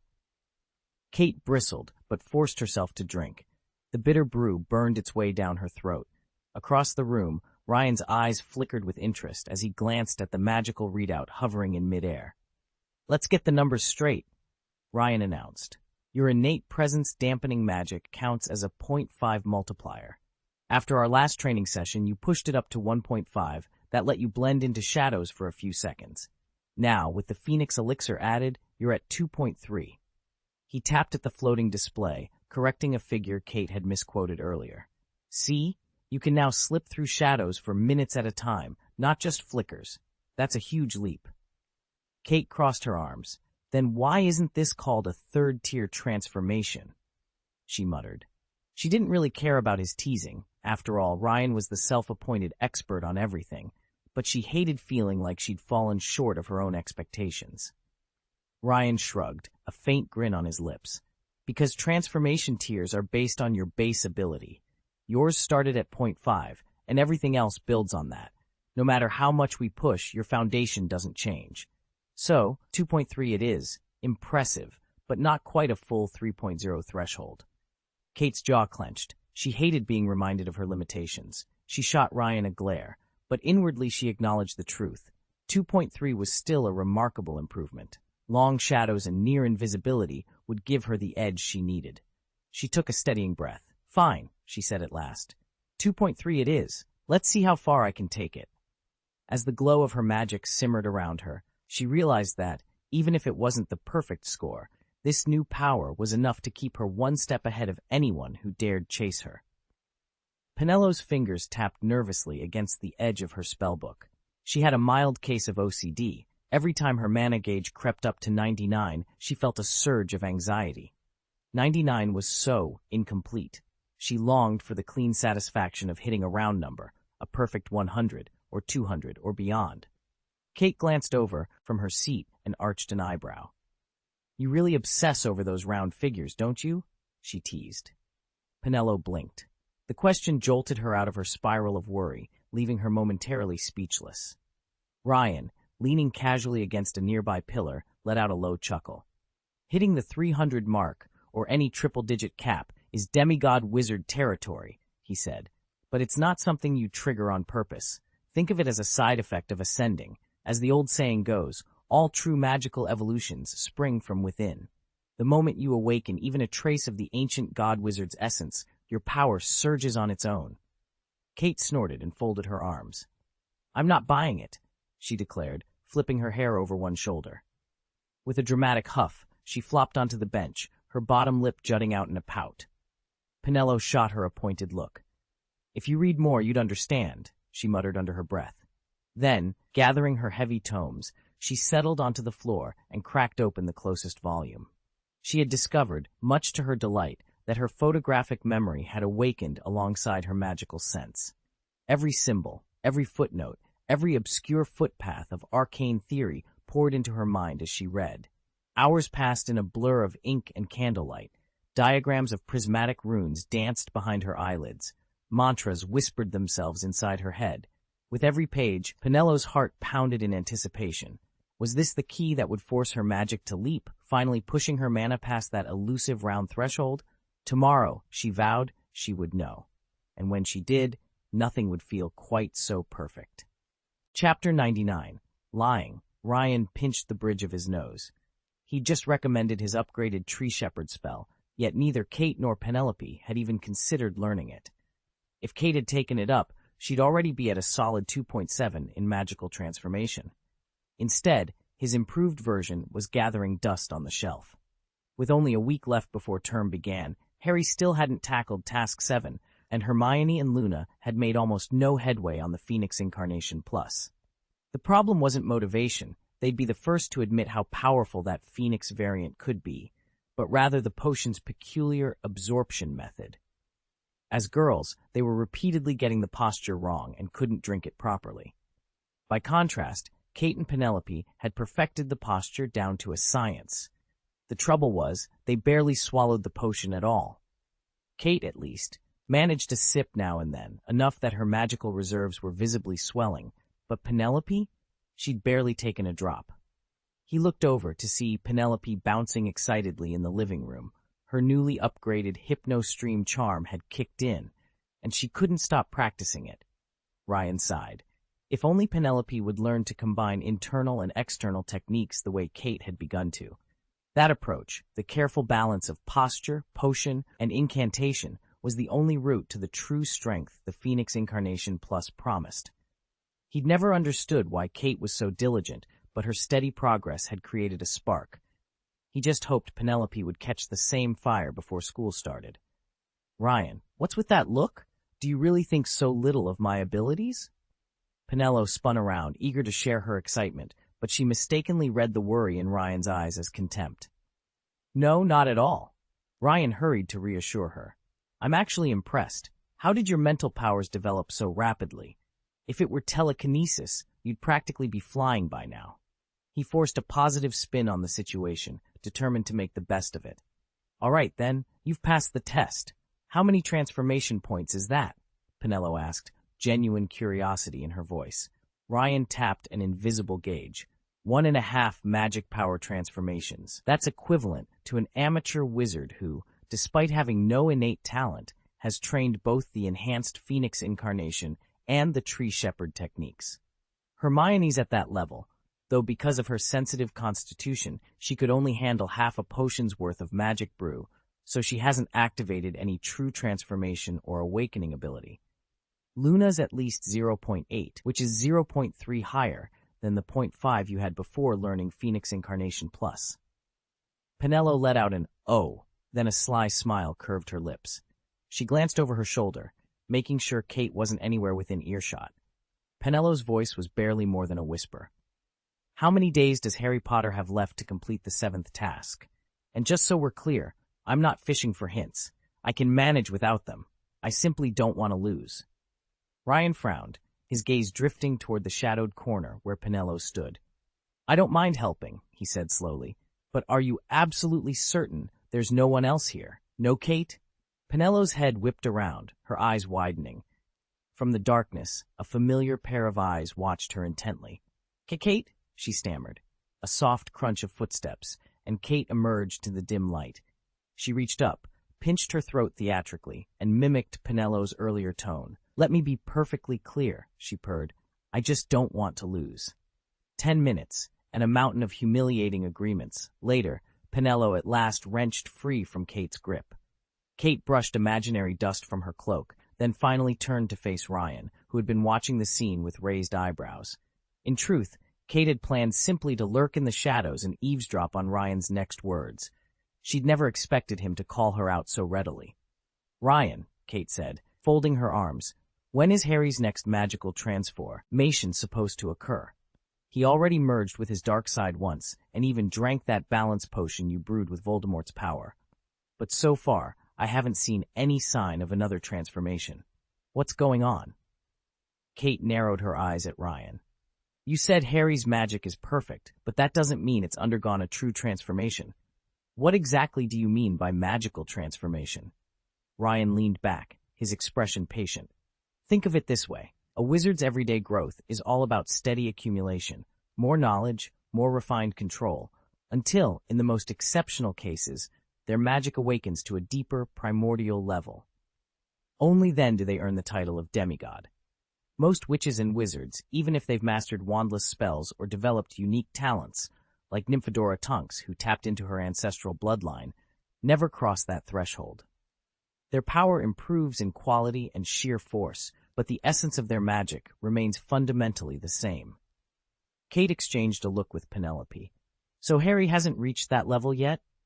"Not until now," Ryan said, nodding. "If everything goes according to plan, tomorrow he'll perform a magic infection ritual on the contract tree, a binding ceremony that uses living magic as a catalyst.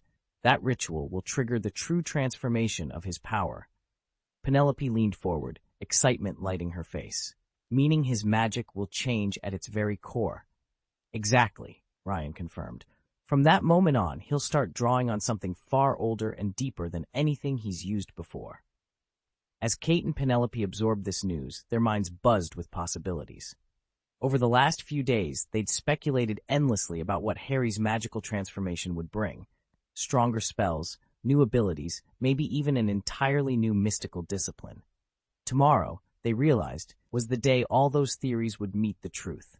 Kate stared at Ryan in disbelief. "But none of this makes sense. How could Harry control his hair like that after transforming?" Ryan leaned back, a small smile playing on his lips. "You know the Potter family, wild, unruly hair that no amount of brushing can tame, and it always stays exactly the same length." That was Kate's clue. After his magical change, Harry can not only adjust his hair's length, but even his eyelashes and eyebrows. He can let them grow long enough to cover his eyes entirely. That way, neither Dumbledore nor Grindelwald can read his thoughts by looking into them. Kate's jaw dropped, while Penelope's eyes widened. Of all the wild theories that had circulated, hers was, astonishingly, the most coherent. Kate drew a shaky breath. "So, we really only have tonight to figure this out?" Her face had gone pale. Penelope remained silent, her mind spinning as she watched Ryan fold his arms. At last she thought, what is Harry's true specialty? Potions? No, that was Ryan's domain. The magic of love? That was inherited from his mother. Defense against the dark arts? Possible. Quirrell was undone by Harry's famous Crimson Spark curse. Light magic? Maybe Harry's dark hexes are secretly fueled by light. They had one night. And now, more than ever, they needed to pin down exactly what Harry Potter was capable of. Chapter 7. The True Power of Love. Penelo ran a hand through her hair, her frustration mounting with every passing second. For days, she and her friends had been poring over Harry's strange new gift, tossing out theory after theory. Light magic, love magic, empathic healing, even a dark curse reversed. And yet none of them had hit the mark. Harry himself remained annoyingly unhelpful, his ever-sunny smile only fueling their collective confusion. Honestly, Penelo muttered to herself, it has to be something simple and something we've overlooked. Around the table, everyone wore that same puzzled expression. They all agreed on one thing. Harry's presence glowed with warmth, like a living sunbeam. But when they tried to pin down exactly what that meant, well, the guesses got ugly. Literally ugly. At least once, someone muttered that Harry was oddly plain-looking, which only made Penelo grit her teeth. She'd never cared what anyone thought of Harry's face, certainly not when there was magic to decode. Maybe it's light creation, suggested one student. He can bend photons to his will. Or empathy, countered another. He draws on other people's feelings. Behind them, Ryan hovered by the doorway, arms crossed, his expression amused. Every time Penelo tried to concentrate, she found her mind slipping back to him, his easy grin, the way he tilted his head when he was curious. She shook her head and refocused on the debate. Suddenly, Kate shot to her feet, eyes shining. "I've got it!" she exclaimed. "Harry's power comes from his mother's love. Remember how she sacrificed herself for him? He channels that bond into raw magic." Penelo sighed. Kate had been this confident just last week, only to be spectacularly wrong. "Nice try, Kate," she said, forcing a polite smile. "But nothing about Harry's magic has even hinted at maternal energy. We've tested for it." A hush fell over the group. Penelo pushed her chair back and stood, feeling a spark of inspiration. If it wasn't light and it wasn't his mother's love, then what was it? She took a breath. "Everyone, listen," she said, her voice steady with conviction. "All this time, we've been looking for what Harry can do, how he projects magic outward. But what if his gift lies in how magic projects onto him?" The others exchanged puzzled glances. Penelo met each gaze in turn. Harry's true ability isn't to generate light or manipulate emotions. His power is simply to be loved. It's the most potent magic of all. Love chooses him, care for him. That choice awakens and amplifies the magic around him. The room went silent. Ryan's eyebrows shot up. Kate blinked twice, then covered her mouth, her confidence melting into awe. At last, Penelo smiled. "That's why he glows. Every bit of affection, loyalty, even admiration, it all fuels him. Harry Potter doesn't just channel love, he embodies it, and once you see it, you realize there's nothing more powerful." A ripple of understanding passed through the group. At that moment, every misstep, every false lead, and every harsh word about Harry's looks fell away. They had finally uncovered his greatest strength, and it was the simplest, truest form of magic, the ability to be loved. That's why he seems so ordinary, yet he still earns Ryan's mentorship and Ginny Weasley's affection. As Penelo stood there, mulling over the thought, Kate suddenly piped up, "I've got it. Harry Potter's awakened ability is the power to lie." Penelo braced herself, certain Ryan would laugh her down again. Instead, he blinked in surprise. "What, Kate? You're exactly right." Author's note: a heartfelt thanks to Classmate Zero for the monthly ticket and to all of you for your recommendations and subscriptions. Chapter 100, Omnipotent Domain. Chapter 543, The All-Round Field. What kind of stature does Harry Potter hold in Britain's wizarding world? You only need to look at his very first stroll into the leaky cauldron. From silver-haired regulars to wide-eyed toddlers, everyone greeted him as the boy savior who banished darkness and brought light back to their world. British wizarding children grew up on tales of Harry's heroism, stories of how he shattered the haze of fear that once cloaked their community. Even Gilderoy Lockhart, the glittering superstar in the eyes of middle-aged witches, couldn't resist riding Harry's coattails. The second Harry appeared, Lockhart snapped a selfie with him, hoping to boost his own fan base and bank account with a little borrowed fame. So when Ryan casually declared that Harry's greatest talent lay in his skill at lying, Penelope nearly lost her composure. Lying? Harry Potter? Good at deception? That's impossible. To her, Harry, no matter how untidy or rough around the edges, was as genuine and kind-hearted as they came. Kate, standing next to her, simply gave a firm nod of agreement. In Penelope's eyes, and Kate's too, the idea that Harry might be a master of falsehood was more absurd than any dark curse. For them, despite his unkempt hair and mismatched socks, he was, and would always be, the true embodiment of courage, honesty, and selfless heroism. Penelope and Kate exchanged a glance. As devoted fans of Harry Potter and the Dark World, they trusted Ryan's expertise, but even they couldn't deny that his latest theory sounded outrageous. Maybe, they wondered, this was just another bit of Ryan's rhetorical flourish. After all, in magic, a spell could be seen as an act of deception. You trick the world into believing something impossible, thereby making the impossible happen. Perhaps that's what he meant by lying, a shortcut that reduces the cost of casting a spell. Ryan followed their train of thought and shook his head. "No, that's not what I mean," he said gently. When I talk about lies, I mean actual, bald-faced lies. Harry Potter's life from the very start is built on them. Lies permeate his every step. He paused to gather his words. Imagine this, a boy born at the end of July, whose parents evade Voldemort's pursuit, not once, not twice, but 3 times. A boy who possesses a power Voldemort can't even comprehend. A boy marked by the Dark Lord in such a way that only one of his parents could live.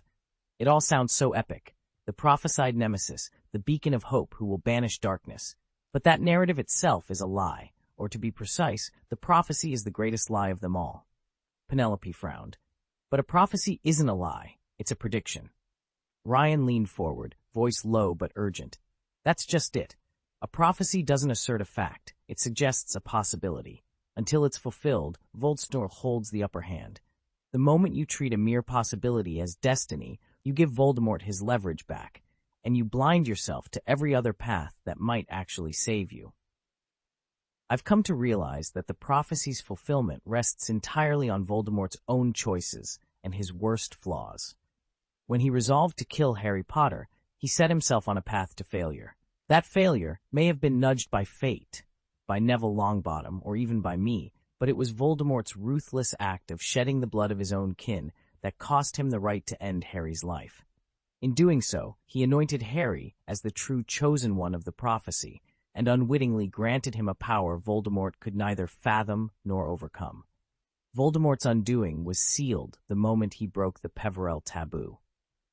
Though he strove to become more than human, he remained only a demigod, subject to forces far greater than himself. Under the guidance of powers he refused to acknowledge, his defeat was ordained long before Harry drew his first breath. From Harry's earliest days in the womb, through the rise of He Who Must Not Be Named, Voldemort lived and fought in a web of his own lies. The greatest deception of all was the Fidelius charm, hiding a home's true location, safe kept in the soul of another, fooling the entire world into believing it simply did not exist. Even the fatal night at Godric's Hollow sprang from falsehood. Sirius Black, reckless and desperate, joined the other Order members in choosing Peter Pettigrew as their secret keeper, an act of trust built on ignorance and betrayal. In the end, the collapse of the Potters' hiding place wasn't just a triumph of evil magic over good. It was the triumph of Voldemort's own deceit and of those who, knowingly or not, wove his lies into their plans. And through those lies, Harry emerged marked by prophecy, shielded by love, and destined, against all odds, to stand against the Dark Lord. Sirius, tormented by the belief that he'd killed Peter, carried that lie to its bitter end, confessing a guilt that wasn't his. And when Harry arrived at the Dursleys, he stepped straight into another web of deception. His aunt and uncle told him that his parents were uneducated and had died in a car crash. Every truth about his heritage was buried, hidden from the Muggle world. Growing up, Harry learned to live on these falsehoods. He stifled any sign of magic or of his real feelings to dodge punishment and scrounge for scraps of food. Sarcasm was the only weapon he ever allowed himself, and even that slip was rare. Given a lifetime spent in lies, how could his newly awakened power be anything but entwined with deception? Then what exactly is his ability? Penelope pressed. Lying seems too broad. Does he simply make his words more persuasive? Or can he actually weave the future, turning everyone caught in his web toward whatever end he decides? It's not so concrete, came the reply. Think less Path of Fate and more like the contract magic of Castor Pollak, the tree shepherd currently at Hogwarts. It's a conceptual power without a fixed form or framework. Once Harry fully awakens it, he won't be limited to simple fibs or flattery. He'll be able to shape reality itself, binding others by the terms he chooses. He will be like a flower in a mirror or a moon reflected on water, ever present yet forever out of reach. His power can lie to anyone and even deceive itself. It's a blank canvas waiting for him to paint his own reality upon it. Ryan waved his finger insistently. No, that's way off the mark. Kate, whose gift is shadow manipulation, blinked in confusion. Beside her, Penelope, the hypnotist, nodded vigorously. The ability to break free from mere transformation is evolving into something closer to true omnipotence, Penelope explained. It isn't a fixed magic bound by rigid rules. Instead, it reveals your very essence. Think of a single incantation from a master wizard. With the right interpretation, it can shatter the original framework of a spell. Abilities work the same way. They don't just follow their script, they redefine it. She turned to Kate. Your essence is shadow. At first, you sense the hidden part of yourself within the darkness. Then you step through it, merging with your own silhouette so completely that you become one with the shadows around you, unseen, untouchable. As silence fell over the group, each of them felt the weight and wonder of that limitless potential. You have two paths to ultimate power. You can fuse everything you've ever learned into one masterwork of magic, or you can surrender to your imagination and birth an entire hidden world in shadow, both roads leading to omnipotence. Penelope, from the very first moment you hypnotized yourself, you granted your mind perfect recall. But this isn't the unwieldy hypermnesia muggles talk about. You control every memory, choosing what to keep and what to discard. That flawless memory was simply the first spell you cast on yourself, born of your insatiable thirst for knowledge. Now, having unlocked the first 1.5 stages of magical transformation, your true ability has revealed itself. Through hypnosis, you can pry open hidden reserves of potential and learn a very form of magic until nothing remains beyond your grasp. Or you can reach back into the past, reanimating dormant spells, infusing them with life, watching them evolve, and in doing so, reshape all of magic to serve your will. Whichever route you choose, once you master this threshold, you will ascend as a demigod wizard. Over time, demigods routinely achieve level 5 mastery in any field they pursue, simply by viewing every phenomenon through the lens of their own divinity. And if a demigod wizard could live forever, there is no limit to how omnipotent they might become. Ryan's voice was steady in the dimly lit room. Your ability is an extension of who you are, he warned. You need to learn how to integrate it into your own worldview. Kate frowned, turning the idea over in her mind. So Penelope's power is basically the same as Harry's? Ryan shook his head. Not at all. Penelope's ability hinges on deception. She plants lies that twist perceptions. Harry's is hypnotic, an immediate, overwhelming force of will. With hypnosis, there's no subtle trickery, just a direct conquest of the mind. He paused to make sure Kate understood the difference. Then he leaned forward, a half-smile playing on his lips. Now that you've correctly identified Harry's gift, are you ready for your next hint? Our next target is Aberforth. Chapter 101, Rue 4, The Original Heir, Susan Bones. Silence settled over the room, an uncanny, all-encompassing quiet that felt heavier than any thunderclap. Kate and Penelope sat side by side, their Ravenclaw instincts quietly ablaze. Both had leaned in the moment Ryan finished speaking, eager to unpack his words. They whispered theories back and forth, their brows furrowed in concentration. Ryan watched them with mild amusement. He'd hinted at something deeper, about the true source of the magic that fueled them, but he hadn't said everything. In his mind, magic wasn't just a tool, it was a boundless miracle, a conviction he'd carried over from his previous life. To Ryan, the impossible was simply not tried yet. He glanced at Kate again. She looked so still and silent, almost as though she hadn't caught his subtle clue at all. He'd almost forgotten that beneath her sharp gossip and her quiet gloom, Kate wrestled constantly with feelings of insignificance. In another timeline, one where Ryan never came between them, she and Penelope had drifted apart long ago, both left to wander the castle's corridors alone. And then there was Penelope, so convinced she knew what she wanted that she'd quietly hypnotized herself into believing Ryan was the perfect match. Ravenclaw's prized knowledge and beauty above all, and Penelope's thirst for both had clouded her judgment.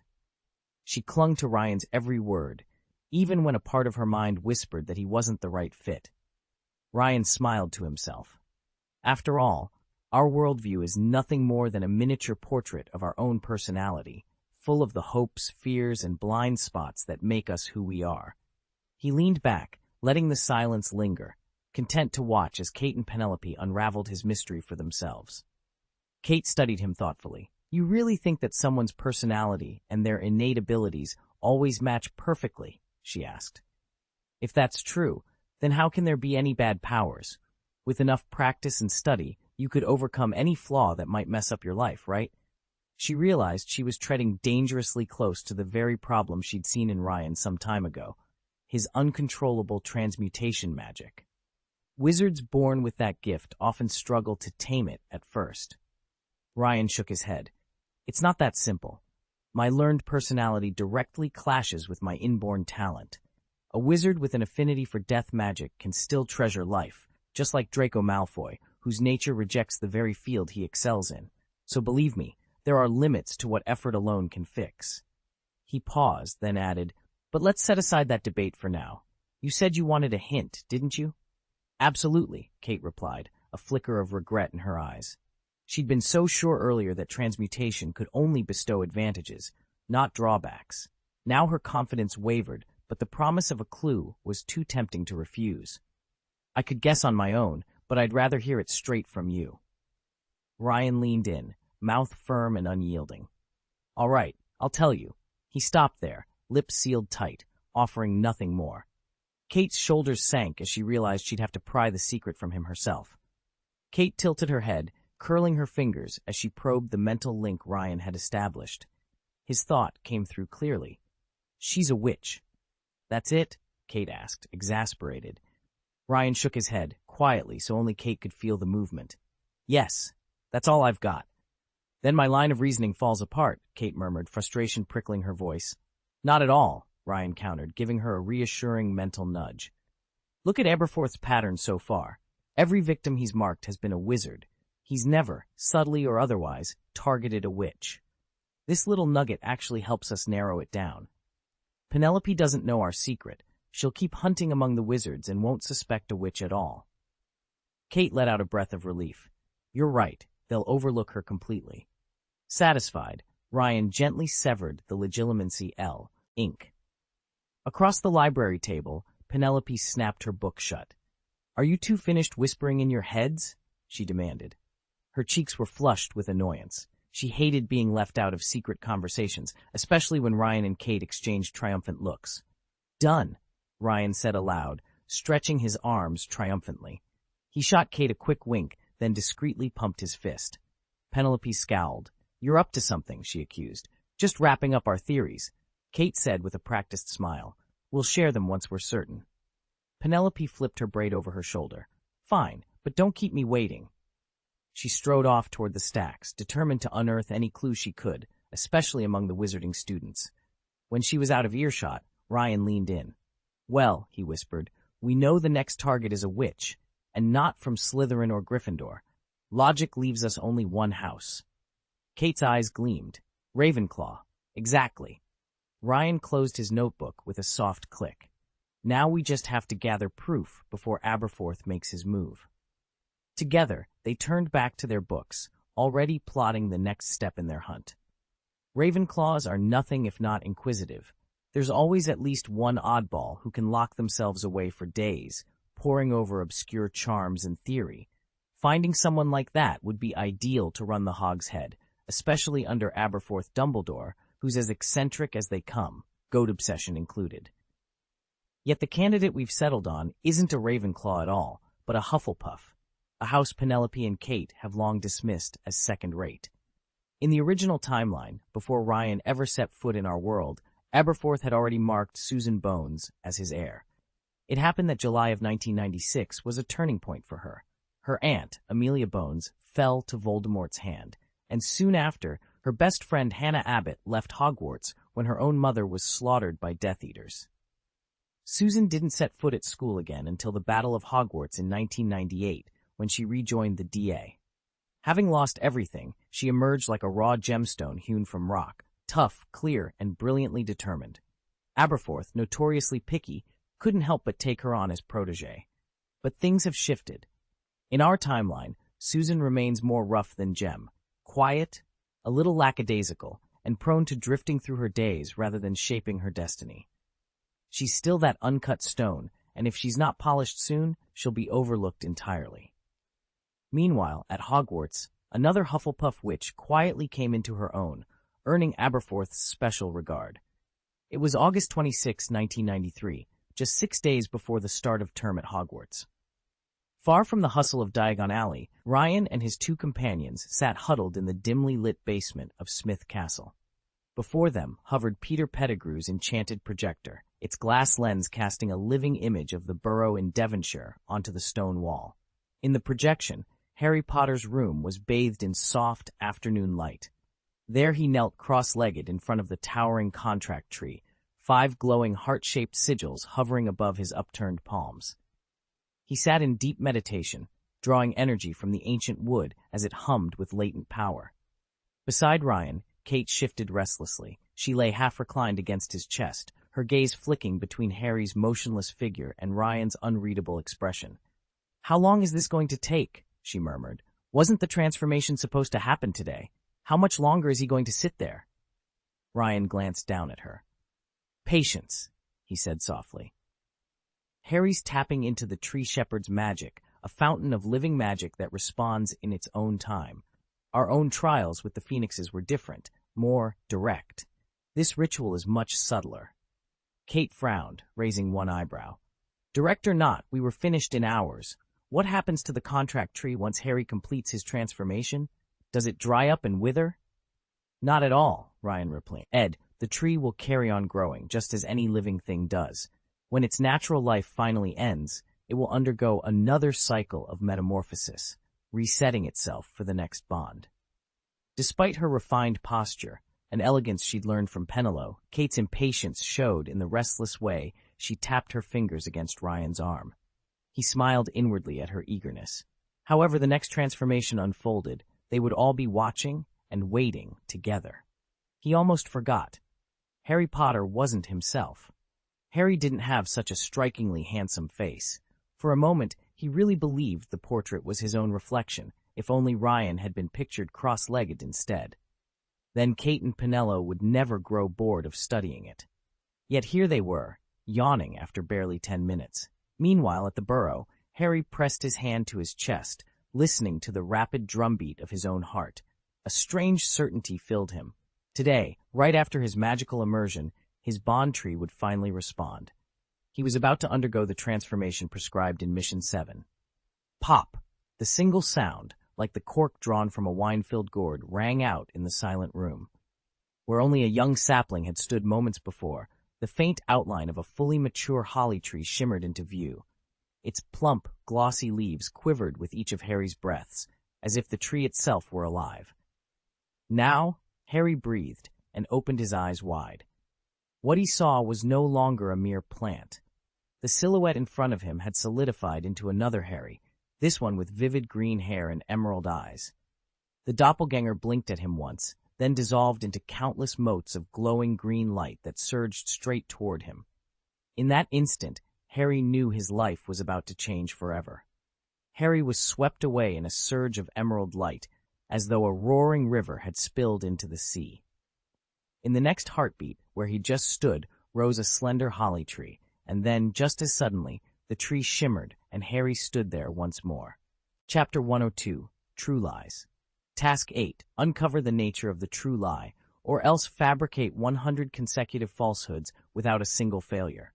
Note, you will face the two greatest minds in the magical world.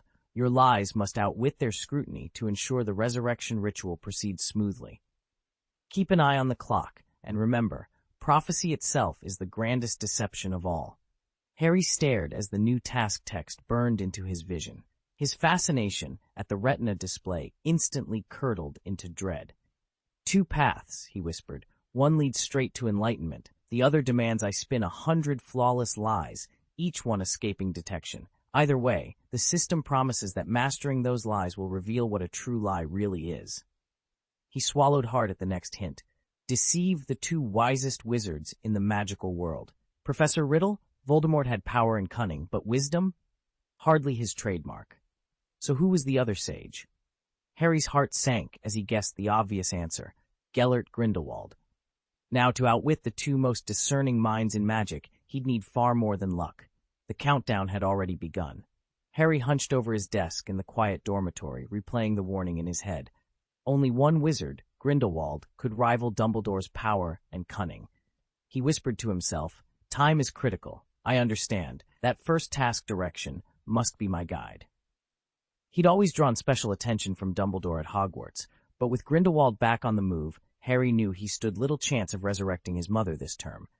He needed to learn the truth behind these true lies before classes resumed. 100 lies, every single one flawless and unbroken, was an impossible feat in just 6 days. And was the prophecy, the greatest lie, itself a clue to the others?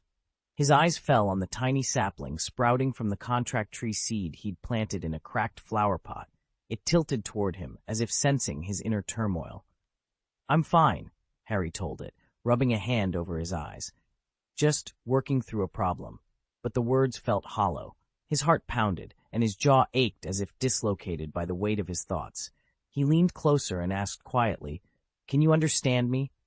The sapling's slender stem dipped in a slow nod. Unseen and unnoticed, Penelope watched the scene from a hidden basement chamber. Though no one else could see the glowing system panel hovering in the air or read Harry's private thoughts, she observed every gesture and word. What was happening between the boy and the living contract tree sprout was unlike anything she had ever witnessed, and it would change everything.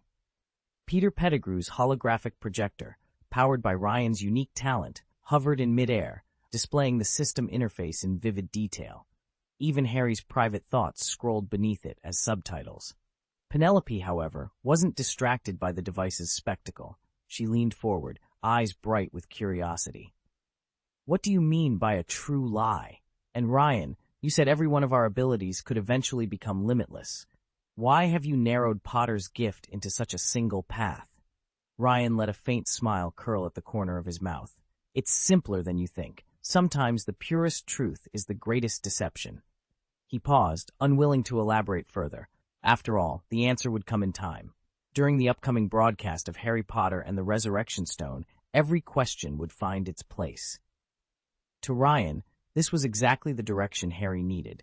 Harry didn't lie for the sake of lying. He wielded truth with precision. Forging lies from honesty suited him perfectly. He leaned back, casual yet confident. And why call it narrow? A wizard's energy is finite. We have all the time in the world. Chapter 15, August 28, 1993. After dinner, by the stream near the burrow, Ryan settled onto a smooth rock at the water's edge, meeting Kate's anxious gaze. Most wizards develop best by finding a balance between their natural talents and our deepest desires. When you align those, 1 + 1 becomes more than 2. You don't hold yourself back. He paused, tapping the toe of his boot against another stone. Potter's situation is unique. He achieved a kind of immortality this term through those mutual Horcruxes with Tom Riddle. But in truth, he desperately needs a way to conceal the resurrection ceremony he performed this semester. Time is his greatest enemy. He's even more pressed than the rest of us. Kate frowned. "That's why you brought this up so bluntly? You want him to see through your meaning?" Ryan smiled, enigmatic. "Exactly." Penelope leaned forward. "But do you really think Potter will catch your drift, Ryan? Will he understand what you're hinting at?" "Don't worry," Ryan replied, his smile widening. "Draco Malfoy will make sure he does." At the mention of Draco's name, both Kate and Penelope stiffened. "Draco Malfoy?" Penelope echoed, her tone sharp. "What on earth has he to do with this? Explain yourself." Ryan chuckled softly, as if he'd just unveiled the punchline of a joke. He stroked his chin, pleased by their outrage. In that moment, he understood why Professor Dumbledore delighted in riddles so much. There was a certain thrill in watching others chase hidden meanings. Above them, the moon climbed into the sky, its reflection trembling on the stream's surface. Conversation died away, leaving only the gentle murmur of water and the distant chirp of crickets. As Ryan leaned back, contentment shone in his eyes. Knowing Draco would play his unpredictable part, and Harry would have no choice but to unravel the puzzle he'd laid before them. Harry was sprawled on the shore of the Black Lake, his toes skimming the water, when Ron's head suddenly broke the surface. Crimson hair plastered to his skull, he looked more like a drenched golden retriever than a wizard. Tongue lolling and eager panting, he called out, "Harry, do you actually know who your second professor is?" Harry sat up, brushing wet grass from his robes. "It's Hagrid," he said, as if commenting on the weather. "He's going to train me in the Forbidden Forest, apparently because of my, strong physique." Ron blinked once, twice, then slapped the water in delight. I knew it. How could it be Grindelwald? He turned to Draco, who had been lurking at the water's edge. You were so sure it was Grindelwald. Draco opened his mouth to protest. He'd been with Hagrid long enough to know the half-giant's quirks, and Hagrid was hardly the type to moonlight as a secret dueling master. If Hagrid truly was Harry's next professor, the gentle giant would have let something slip in his last visit to Hogwarts. Yet the rebuttal stuck in Draco's throat. He found himself unaccountably silent as Ron enthusiastically laid out the logic of Harry's new arrangement. Harry stretched, a small smile tugging at his lips. The whole idea was absurd, dueling lessons in the Forbidden Forest under Hagrid's watchful eye, but coming from Harry's own mouth, the notion sounded oddly convincing. Harry hardly noticed Ron's derisive snorts. If Voldemort really is coming back, he said, we might as well boost my strength now. Neville piped up in agreement, while Ginny, who'd only waded in up to her ankles to cool off, sat on the bank, her gaze fixed on Harry's bare chest. Frankly, if he'd declared himself Voldemort right then and there, she'd have believed him without question. And yet Harry felt no satisfaction. This was just another lie. It had been 2 days since Task 7 began, and in that time he'd discovered an uncanny magic at work in his voice. Whatever he said, people believed. To be certain, he'd tested it with innocuous falsehoods, little fibs that, if examined closely, didn't quite hold up, but caused no real harm. Every single one of his friends had swallowed them whole. Those successes seemed to validate his theory. At this rate, he could easily log 100 lies by October. But the more he lied, the more he realized the challenge wasn't inventing them. It was keeping them straight. Each deception needed an continuity, a way to fit seamlessly into the last. If even one unraveled, the trust he relied on would shatter. Harry's confidence wavered. Juggling this many untruths, ensuring none slipped, was proving more daunting than he'd anticipated. It would have been simpler, much simpler, if only Ron were the one being duped. Harry was absolutely certain he could keep this secret from Ron for the rest of his life. Yet every time Draco shifted in his sleep, at least half a dozen times that night, Harry's heart lurched, and he sank a little deeper into despair. Even Ginny's feet, mere inches from him, had lost their usual comforting warmth and seemed downright sour. Thanks to everyone who's been recommending and subscribing, especially my monthly supporters and those classmates with the uncanny talent for levitating fruit. Your encouragement keeps these chapters coming. Chapter 103, Ballfish and Soft-Clawed Land Shrimp. Water sluiced over mossy stones and colorful pebbles, each droplet glittering in the afternoon sun. Ron floated lazily on his back in the shallow end of the pool, arms outstretched, when something small and round, like a miniature water balloon with webbed feet, nipped at the hem of his swim trunks. He glanced down and tensed, trying not to jerk and disturb the rippling surface. On the pool's edge, Neville crouched triumphantly, one muscular hand clamped around a curious creature. It was the size of a forearm, pale gray with mottled green spots, its segmented body curved like a little lobster. Neville waved it for all to see. Look, what do you think this is? Is that a lobster? Ron called out, paddling toward him. If it is, we might have extra dinner tonight. The lobster bobbed in Neville's grip, its legs tickling his palm. Ron leaned forward, eyeing its 12-inch length with hungry anticipation. Then, in one sudden and mortifying moment, Ron's trunk slipped clean off his hips and sank beneath the water, leaving him floating in nothing but pure embarrassment. His round backside, fuzzy with fine, translucent hair, was suddenly on display for everyone to see. At the far end of the pool, Draco Malfoy's face blanched. He'd been pacing nearby, offering Harry tips on how to cover up Hagrid's recent slip-up, advice about keeping a straight face, about never trusting stray details in Hagrid's speeches. But now, from the perfect angle, Draco could almost swear his eyes were betraying him. He looked away, mortified. Ron Weasley! Ginny shrieked, racing forward to drape a towel over Harry's eyes. Harry, seated on the deck with his back to the water, yelped in surprise as Ginny's hand clapped over his sight. Neville dropped the lobster with a startled yelp. The creature scuttled across the stones and vanished among the ferns. Ron, face blazing red, scrambled out of the pool, clutching a dripping towel to his waist. "Oi, Neville, help me out here!" Ron hissed, glaring at his oblivious friend. Neville, still flustered, fumbled with the towel before finally handing it over. Draco, cheeks hotter than Ron's, murmured under his breath, "Next time, mind checking the tide before offering fashion advice." As laughter and apologetic murmurs filled the poolside, Ron's humiliation faded into the chaos of the afternoon. Just another bizarre moment to add to their ever-growing collection of magical misadventures. Chapter text: The Shrimp Incident. "Watch out for the shrimp!" Neville hissed, too late. In his panic, his hand loosened, and with a small plop, the hefty creature wriggled free. Its stubby swimming legs beat furiously, and its broad tail fin flicked as it vanished downstream in an instant. "Ron, your trousers!" Neville gasped as reality hit him. "What?" Ron blinked, staring at the water. His pants had disappeared as completely as the shrimp. Crestfallen, he sank down into the shallow pool, his fiery hair bobbing above the surface. Laughter rippled through the group.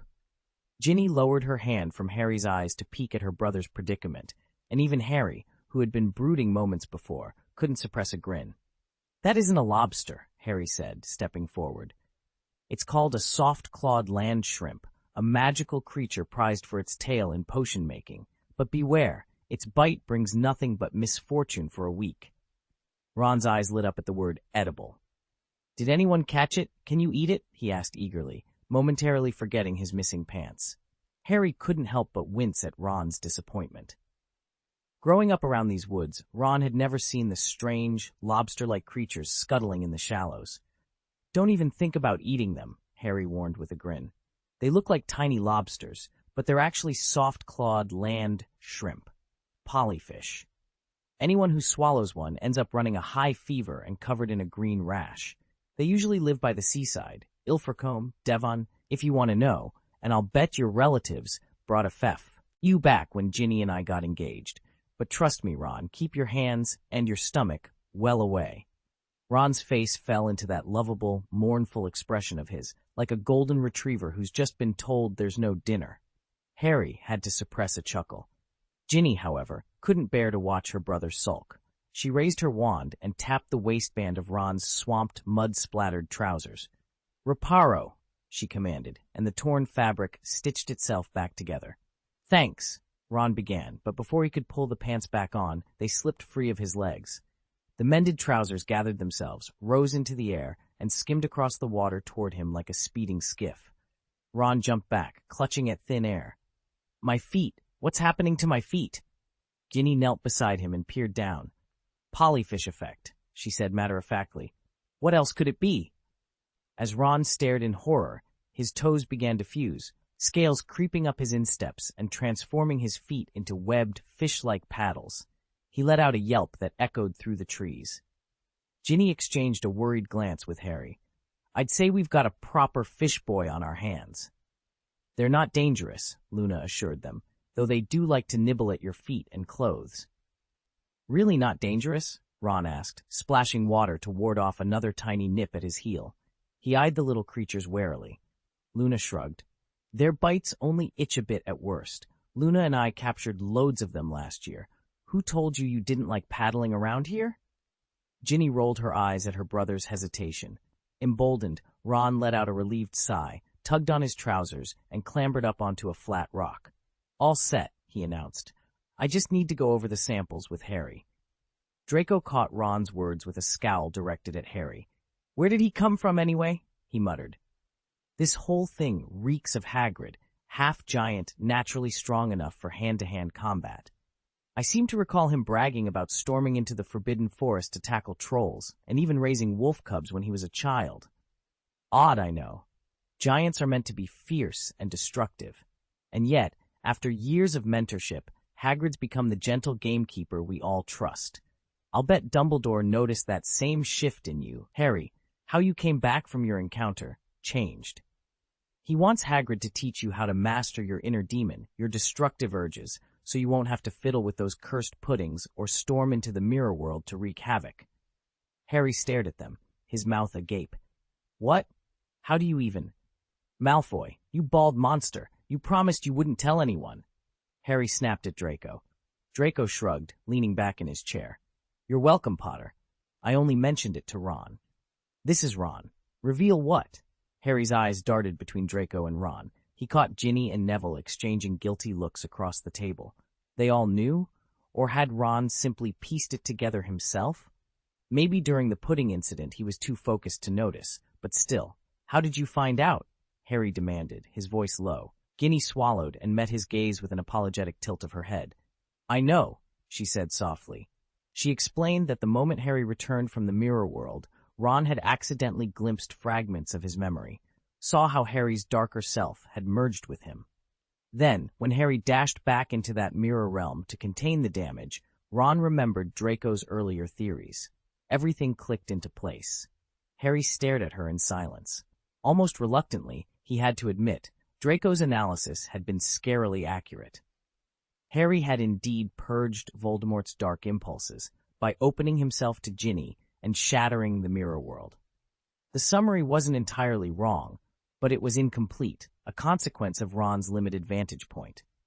Ron had faithfully relayed what he witnessed, yet he never saw Harry practicing fine-tuned control spells over a bowl of enchanted pudding, and he couldn't have known that the arging negative energies stemmed from Harry's careful absorption of Voldemort's power rather than some innate evil within him.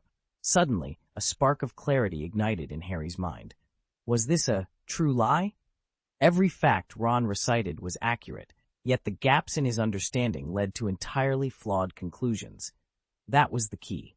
If Harry could weave his odd behaviors into a coherent story about countering Voldemort's imminent return, nobody would suspect his real motive, finding a way to resurrect his mother. He would spin each incident, his clandestine pudding drills, his unexplained intimacy with Ginny, the mirror's destruction, into a single unassailable thread of heroism. Dumbledore and the others would draw the wrong inferences every time.